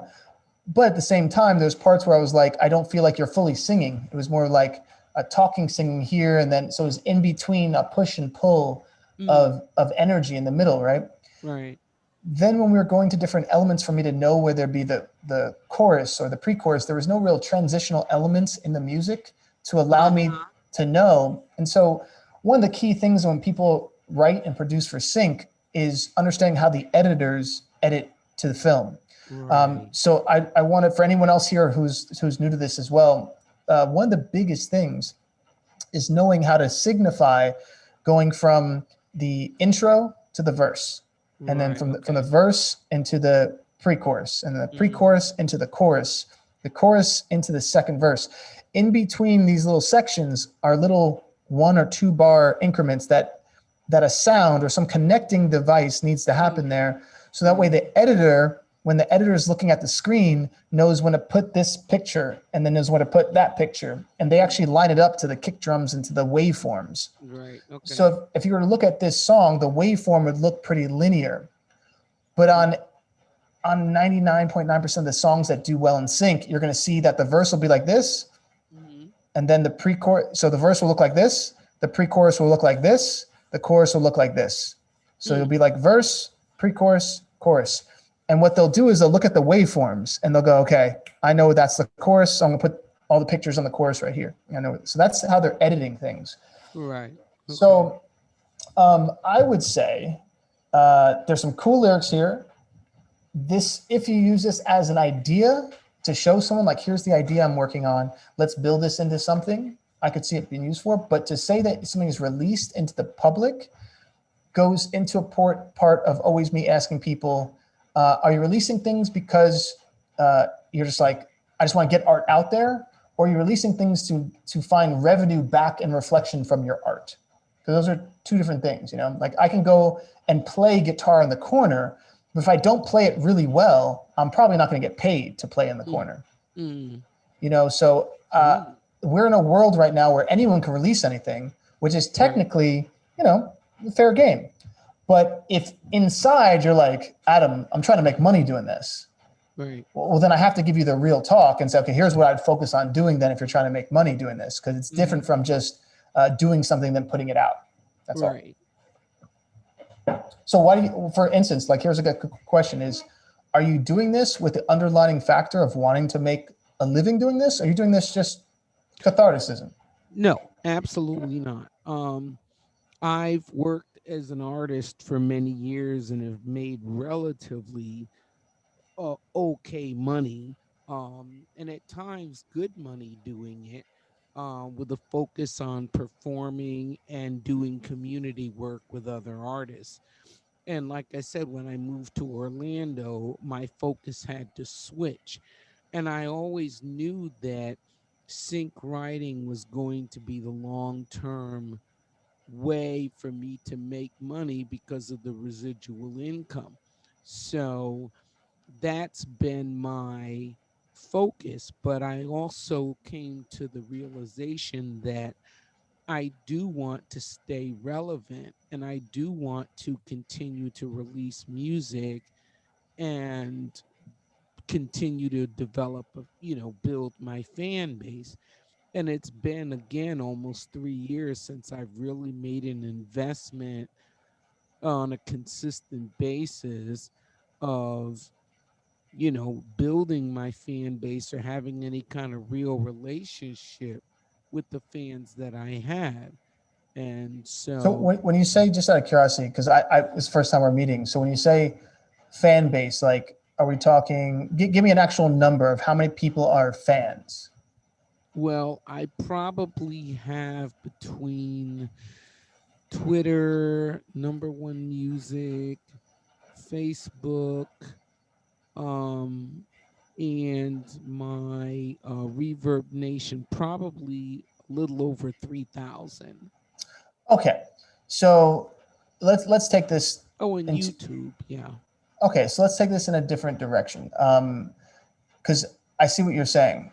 And I don't need to have a lot. I just need to have quality fans. I'm more about quality fans than numbers. And so agreed. I'm trying to re-engage those fans and maybe at the same time build new ones. Okay. So here's what I would say. If you're trying to build fan base, you have to give them amazing music, period. That's the only way a fan base will grow. Fans don't share things just because you're nice or they like you. Right. And if they do, then the person they share it with isn't going to share it again, right? Yeah. So it's kind of like, you could cook really good at home and, you give it to a friend, but is the friend going to be like, you got to open up a store so you could be a chef? It's different. Yeah. So what I would recommend is if you're really trying to build a real career again or build it back up, the first thing you should be focusing on is high quality music, because high quality music will speak for itself. So this is a longer conversation because I feel like there's some disconnecting factors here to build a fan base in today's market and a real place. Right. The only way I see it happening, and I'm going to give you if I close my eyes and I rub a genie and what would pop out, it would be if you took your style of singing with some deep lyrics. You got to have some really great melodies, because some of the melodies here were very just kind of blase blah. They didn't go anywhere. But if you can develop that and you can have some fresh sounding tracks that had some emotional strings and maybe some epic drums and some things that make people go, wow, we haven't heard that mixed with that, you have a possibility of crossing into a place, because there's always going to be that need for that voice that sounds like it's gone through something and it's telling a real story, and maybe it's over, a beat that nobody would expect, and it's in a scene of a movie, and the drums are like hip hop drums from New York, when it's like, and then it breaks into a piano, and then there's a voice like yours comes through, and they build it up into some cool DJ remix, and everyone's like, never thought that was going to happen. Yeah. Now that is a possibility, but it's one of those long shots. I'm kicking a Hail Mary here and saying a lot of things have to align for it to be there. Right. One is you have to be a stellar writer. You have to be delivering high quality vocals, and you've got to be working with a team of people who know how to nail what I just said at 100% mark, and not at we're trying to do that. It's got to be people who are already kind of get it. So you got to find some interesting producers to create something like that. What I would suggest, first and foremost, because sometimes when I want to make everyone clear, is there's a difference between finding success in this industry, and success is different based on how people feel. I judge success just like how you would do anything else. Like, can you make a living from it? Are you making a living from this, right? Right. So I just take it at the $60,000 a year mark. If you can't make $60,000 a year over and over and over again, you haven't become successful in this business yet, because success is much bigger than that. $60,000 is just making a living. Right. So in order to get to that place of just making a standard living from a job that you love, a career you love, there's certain things that you have to be able to do at a high level, and you have to have a team that can do that as well. So I would say take the time to study some current sounding just music beds that you love. That's something that's been released within the last 5 years and go, I love that music bed. That sounds really great. And if I sang over that song, I think I'd come up with something pretty cool. That way you can musically understand the competitive level of exactly today. And that way, if you do talk to producers or if you're doing your own, you have a goal of what the sonic scape should be like. Right. You know, and then you have to understand the details. And that's where I would say you probably want to spend some time. If, like you said, you haven't invested in these courses, you haven't invested in these things. And I'm not telling you to go and invest in these things. Oh, I have invested money into these courses, just not all of them. I'm very aware. Like I said, right now I've invested time and money into music. How much money do you think you've invested in sync writing in the last 3 years? Learning sync writing. Classes? Yeah. Probably about $500. Okay. So it's nothing that's too crazy. All right. No, not too crazy, but I've also invested a lot of time taking classes, attending conferences, Yeah. you know, doing the different edits, you know, the stem mixes and talking to people, networking. And now I have a co-writer that I'm working with. So okay. Well, I would highly recommend doing this, and I'm going to kind of leave it on this because there's a lot of work that needs to be done here. I'm talking about a lot of work if you're going to break into this side, and so I don't want to sugarcoat that because the worst thing that I've seen in the happy clappy sync courses is people telling everyone they can do it, and that's just not the truth.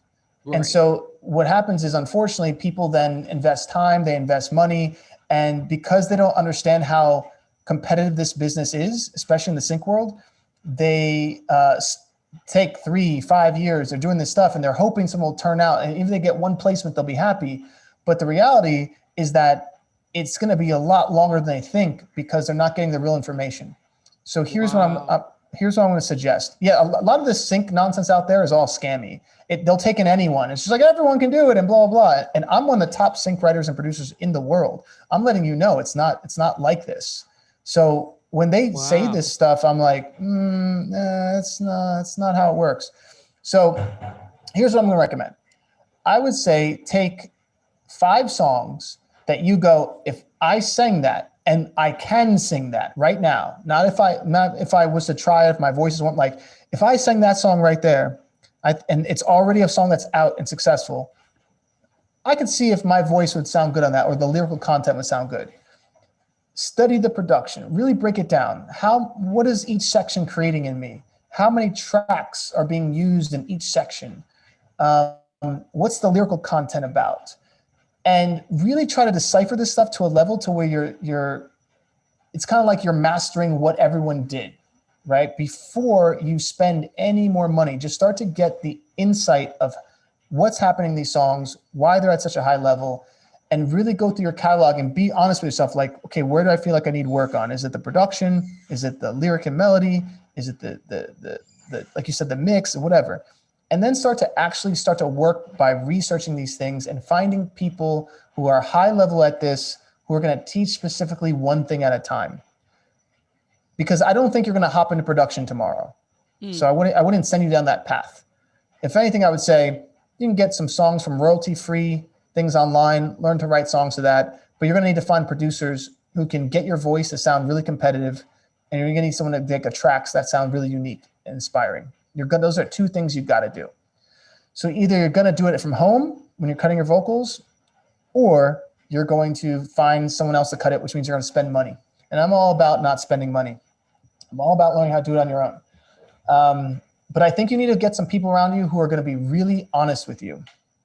Because it's unfortunate in the sync world, it's kind of like, because people don't know how it works, there's a lot of people who will not be honest about it because they want to make a quick check for a course and they'll pretend like anyone can do this stuff. So I would get some really honest people around you and tell them, do not sugarcoat it to me. I need to know if this thing has the chance, and if not, what I need to do to fix it. And I think if you're always keep it real, people, like, listen, keep it real with me. What do I need to do?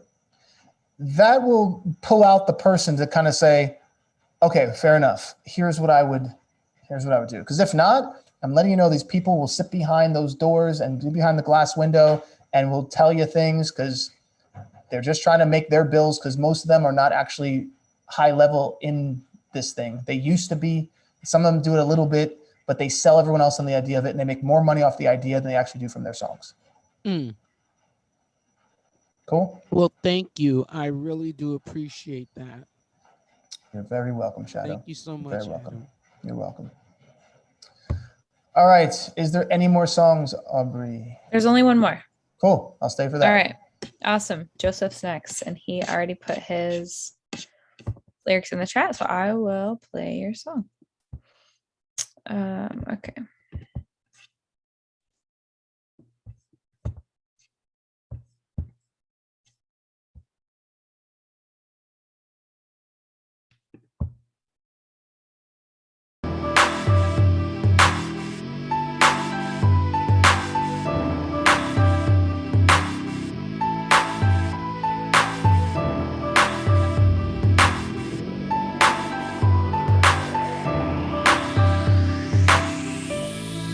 There will never be another one, make another mold. I am simply undeniable, made to bear the load. With the might of fist like nitrous, ready to explode. Beast war, sport mode with no abort code.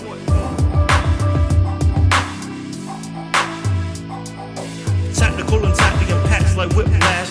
Natural and tap at a dip like quick blast. Flamethrower, change over, bang over, game over. Nice to know you.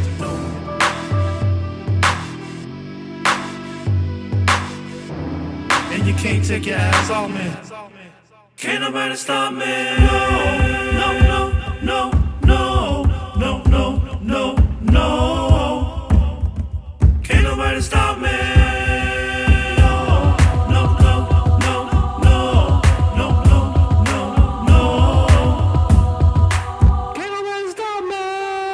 I'm a wildfire. I'm a wildfire. A new era, savage, has been established. Yeah, doing damage daily. These scripts is graphic. No, it ain't nothing to laugh at. Psychopath. Statements written in tears of blood and arbitrate. It's radioactive. All right, cool. All right, cool. Joseph, a couple questions. Did you take a sync course as well? Yeah, I did. See, how did I know that? So here's the question. How many songs do you feel like you've written since taking your sync course? Do you think? What number?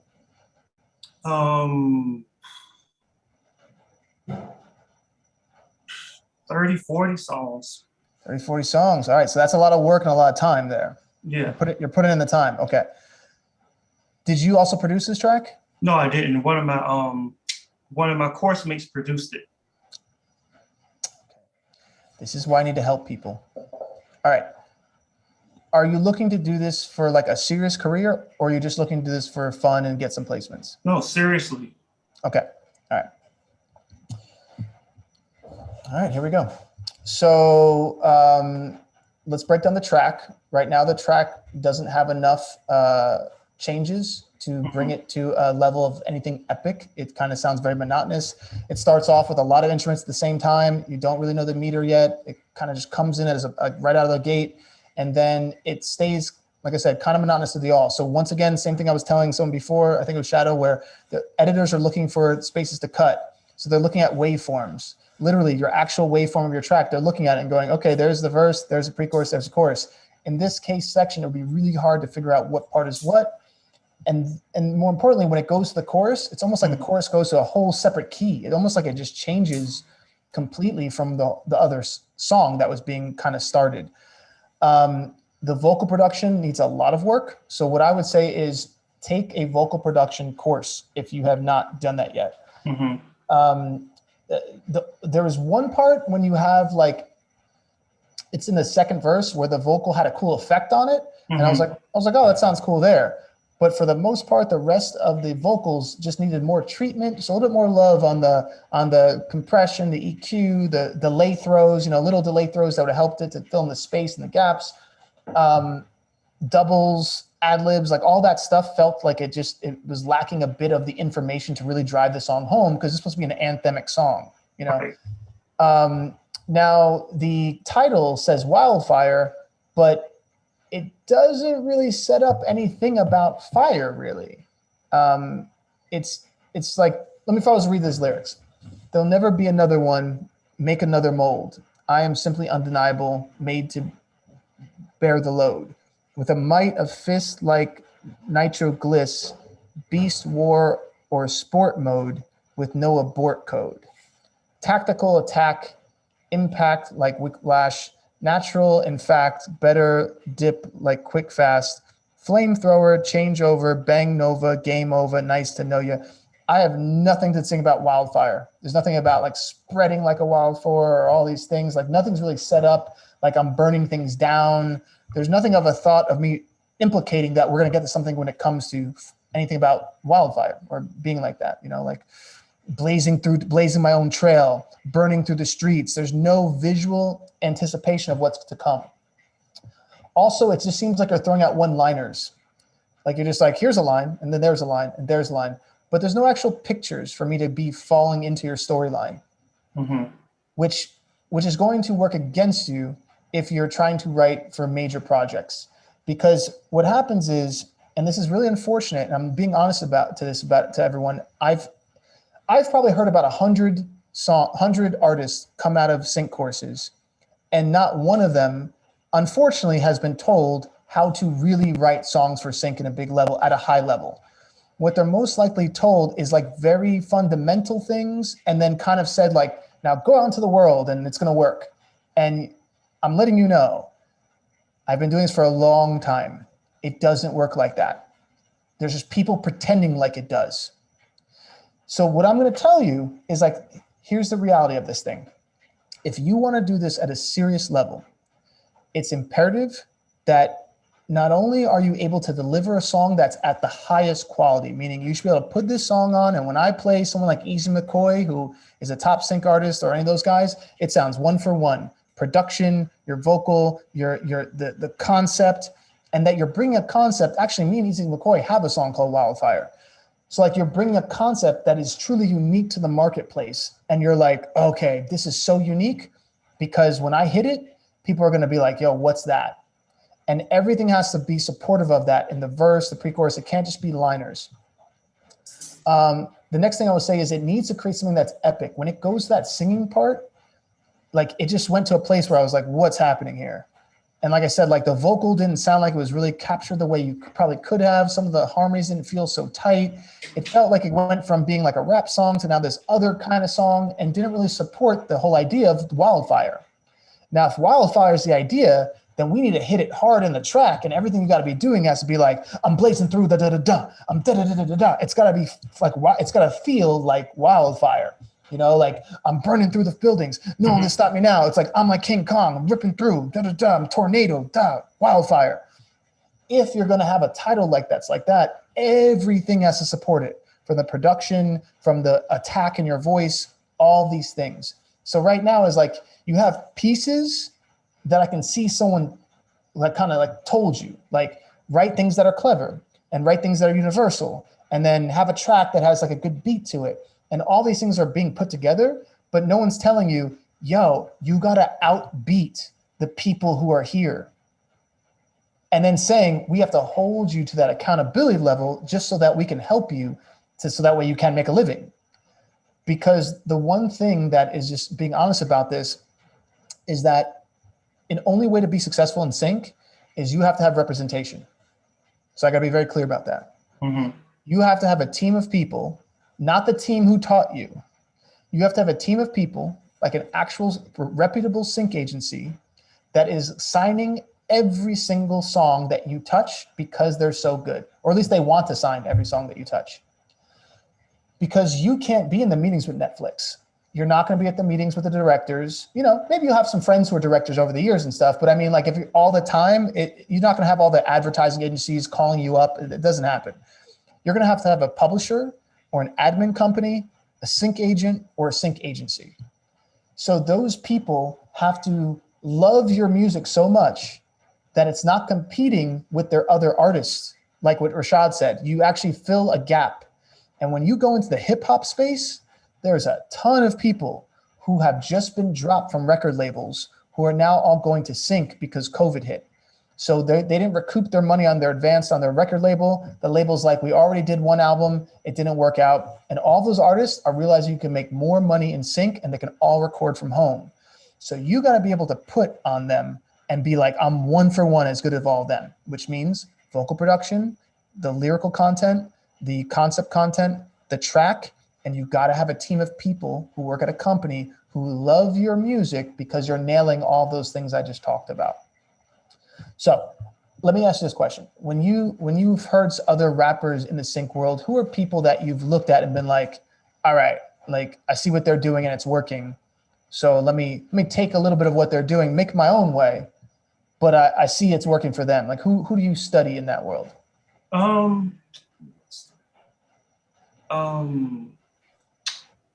I can't think of anybody right offhand. Okay, well, that's important. Yeah, I see that. Yeah. Cool. So I'm going to give you some people to study. Okay. And this is going to be important because if you can find and see what they're doing, you're going to be like, okay, I played my track, I played their track. Okay, I see these things. So there's a group called The Siege. The Siege? The Siege. That's SEIGE. Okay. Yeah, they clean up and sync. Next is Easy McCoy. He's a mentor in our group. So look at Easy McCoy. He gets, I think they said at one of the companies that Easy McCoy is signed at, and he signs a few, they said he gets about 75 to 100 placements a year. Okay. So look up Easy McCoy. The other guy's name is, starts with a V. What's his name? Actually, no, let me pull up my list. I just got someone who sent me something. A second. Actually, you know what? If you study the tracks from Kanye, you'll be good. Any of his stuff like Power, any of his anthemic, like what's the thing he had the song about the black skinheads? Like I think that's one of them. Like any of those tracks, listen to his anthemic track beds because they're super moody, but they're really energetic. Okay, so what I would do is just for a little bit study the production, study the phrasing and how they attacks, study the vocal production, how it sounds like it's really glued into the track, and the interesting concepts, because it's really important. Like Easy McCoy has a song called "Devil a Pray." And he's basically saying the whole time, like, I'm so badass that the devil's going to pray. It's an interesting concept, and that song gets synced all the time. The one that, and me and him get placements all the time together. We have a bunch of placements together. Easy McCoy can go in the booth, 1 hour, whole song's done. Like, he's one of those rappers when I work with, song's done in an hour. You want to get to that level to when you can, because in sync world, you have to amass a big catalog for it to work. So when you said like 35, 40 songs, I'm like, all right, cool. You're putting forth the work ethic to get the catalog size. But if this is the level of production in that size, it won't help you. Right. We got to take everything to the highest level and then 40, 50 songs. Okay, now we're talking about you're making a living. But you want to be really quick. So we got to start to create the ability to go, all right, what am I writing for? I'm writing for Nike. All right, so something about being a champion, but I can't say I'm a champion. I got to say a different way. Okay, how do I find that unique way of saying something and then put that as a concept? Okay, I got it. Now, everything in my verse, my pre-chorus has to rise up to that one pivotal moment because that's the biggest part. And once you start to understand how to conceptually create these songs, your brain subconsciously will start to align things because you're aware now of what you're doing. But if you're not truly aware of it, if you're kind of just plug and plopping things, any executive can hear it. And there literally has been going around, and the reason I'm telling you is because my business partner is one of the top music supervisors. So like these are regular conversations we have where he's like, you can tell people are taking sync courses because it sounds like people are just plug and plopping things together. None of the supervisors want to pay for those songs because they can hear the difference between an artist song, like a real artist song, and a song that someone went and took a course for. The trick is you can't let them know that you took the courses by hearing it. It should sound like the artist song. So if you took a course, whatever, that's great, you got the information, but they can't be able to hear it in how you did your song. So definitely study the people I mentioned. Here's what I would do. Have you ever looked at a company called Position Music? I've heard of them. My question was, have you ever looked into them? I looked into them, yeah. Yeah? Okay, so have you studied any of their artists? No, I haven't. Okay, go to Position Music, look through their artists, especially in the hip hop realm, and just start to understand how the structure of the songs are doing. Because Position Music is one of the top leading companies in the world when it comes to this. And their songs tell you the BPM, it tells you the mood. You can literally look at all their waveforms, you can listen to the instrumentals, it's all laid out on the website. And from that, you can start to gauge and go, all right, I see they got 4 hip hop artists here who are killing it because all their placements are there as well. And you can look at their placements and say, okay, I see why they got the UFC thing. I see why they got Nike. I see why they got that last movie, that football movie. And then look at the tracks, look at the waveforms. Okay, so right here, they built up tension. Boom, that chorus is really fat right there. Okay, what's their concept? Oh, that's an interesting concept. How many times do they repeat the title? Okay, and start to just kind of think of it like a scientist. But I would use Position Music as a reference because they have some amazing talent there, and they don't sign people unless that person can also get a record deal. This is very important. Some sync companies will just sign songs. Major sync companies only sign artists that can also sign major publishing or record deals. It's a different thing, and there's different prices attached to it. So when you start to see these bigger price tags, $50,000, $500K, that's usually only for the artists who are going in that realm. So you've got to really know your competitive space, because I know at these sync courses, they say things like, you can make $100,000 on a song. They say things like this. And you go, cool, show me the songs though, and show me that you did it, and show me the check. Because trust me, I've dealt with enough people in this business to hear people say things, and then when I ask them the questions, it gets a lot of stuttered talk. So Position Music, Easy McCoy, the Siege, check out their songs that have done really big, study them like a song. Okay, that's why if I was supervisor, I would pick it because of this. And then when you go into your songs, try to reverse engineer. All right, so that beat has to be banging. It can't be kind of good. It's got to be banging. It's got to create tension. It's got to make me feel a little bit off, a little like I feel grimy a little bit. Okay, you need to make that in the track. And whoever you're working with, they got to be on the same page, because someone starts making doesn't mean they're a producer. A producer is different from a beat maker. A producer understands total sound, quality, essence, tension, flow. A producer can hear your voice and go, nah, that's not the right cut. So if a producer hasn't said to you, nah, that needs to be resung, or that needs to be better, or blah, blah, blah, it's because if someone could be a beat maker. It's different from a producer. So you've got to make sure when you're picking your team that you are more on top of it, because other people might still be in a learning phase. That make sense? Yeah, that makes sense. Okay, cool. Hopefully it helps, man. It does. I appreciate it. That's why I'm here. That's why I submitted the song. I mean, most of the time, this is like my 3rd time coming, and I didn't have anything to submit. So I just put myself out there, and whatever came back, that's what I take. That's good. I'm telling you, as far as work ethic, most of the time when I ask somebody, how many songs have you done? They don't say 35, 40.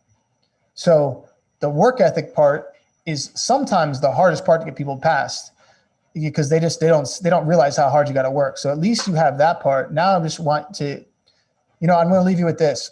When you are studying these songs I'm talking about, completely forget about an artist for a second and just go in. If you owned the company, and for a little bit, just pretend, if I own Nike, would I buy this song and why? Would I spend $100,000 on this song because it's so good that I know everyone listening to it are going to feel just as amped while they watch the show. And if you start to put on that thing, like I could pay $100K for something, all of a sudden you start looking at your own songs and like, nah, maybe I wouldn't pay $100K for that song. Especially when I heard it next to Kanye's, Power or something else. Like, especially when I heard it next to Easy McCall, I don't know if I pay $100K. Okay, why not? And then you say, oh, maybe the vocal need to be a bit bigger, or maybe we could have been more anthemic, or maybe you start to question a little bit different. So when you listen to those songs, try to think of it as if you're the owner of a company. See why these songs are picked, and then when you start working on your own, use that same hat that you can put on and off. That's good. I mean, and one of the things, the good things about it is just really, we really just started this song, so it's nowhere near finished with anything, with any of the musical elements or anything. It's just, I just wanted to get it to a demo point where we could get it in tonight, get feedback, and see what we could do different, what kind of constructive criticism, what kind of ideas we could put going forward. Mm-hmm. Okay, so here's what I will say, and I'll leave it at this because I think it's important for everyone to note is, do you have anyone in your family, have you ever played like against someone in something and that person is doing it so professionally, so when they play with you, they're not playing their heart out, they're just messing around, but they still are just like a different league? Yeah. Okay. So for instance, for me, I can just say for Brazilian Jiu-Jitsu, I can spar with people who are black belts, and there's some of them I can tap, but there's some that are just in another league. And I know I got years to get some at them, right? As you would, right? But the reason why I say that is because it's important that when you say the word demo, that I give you an actual barometer of what demo means, right? Because if I can help you to get to where demo means it's 75 to 80% done, all of your demos will instantly go up like this. Okay. Because what happens that gets thrown out in the world when people are first making music is they say demo, and they assume that demo means just not finished, still on its way, still in progress. But demo for anyone who's professional means it's about 80% done. And the vocals seem clear. They sound like they're already kind of mixed. The track is already kind of there. It might need some work here or there, but it kind of sounds done. So it's only another 20%. So it's imperative that I help you get there. So that way, when you are working with anyone else and someone's like, this is a demo, you're like, no, that ain't a demo yet. A demo means we only have maybe another 2 hours of work or 1 hour of work, but that ain't a demo yet. And if you start to create your own barometer level of what is quality, trust me, everyone will raise to your barometer level. That's how human nature works. Does that make sense? That makes sense. Cool. Beautiful. All right. Was that the last song, Aubrey? Yep, that was the last one. Perfect. All right, everyone. I just want to say thanks for coming by and joining us here on our first live demo critique that we actually put on YouTube. Yeah. We're doing more of these in the future. So hopefully you got some good information. If you're a viewer, for everyone here who's submitted, hopefully you got some good information. And the whole reason why I do these things is I'm trying to help cut down the time that I know I wasted in the beginning just because I didn't have certain information. And the difference between sometimes where you want to be and where you are is just information. It's just that. Yeah. And once you have it, you can take it and run with it and not be rolling around in circles and everything and trying to find your way. You're on a straight path. So that being said, Aubrey, thanks a lot for hosting with me tonight. I really appreciate it. For everyone, Aubrey's one of the board directors at the Billboard 500 Club. And we're also here with Denise, who's the manager of the Billboard 400 Club, and she's got her heart going on there. I just saw her pop it open. But anyway, hopefully you all have a great night. Be good to yourselves, be good to others, and I'll see you soon. Later, y'all.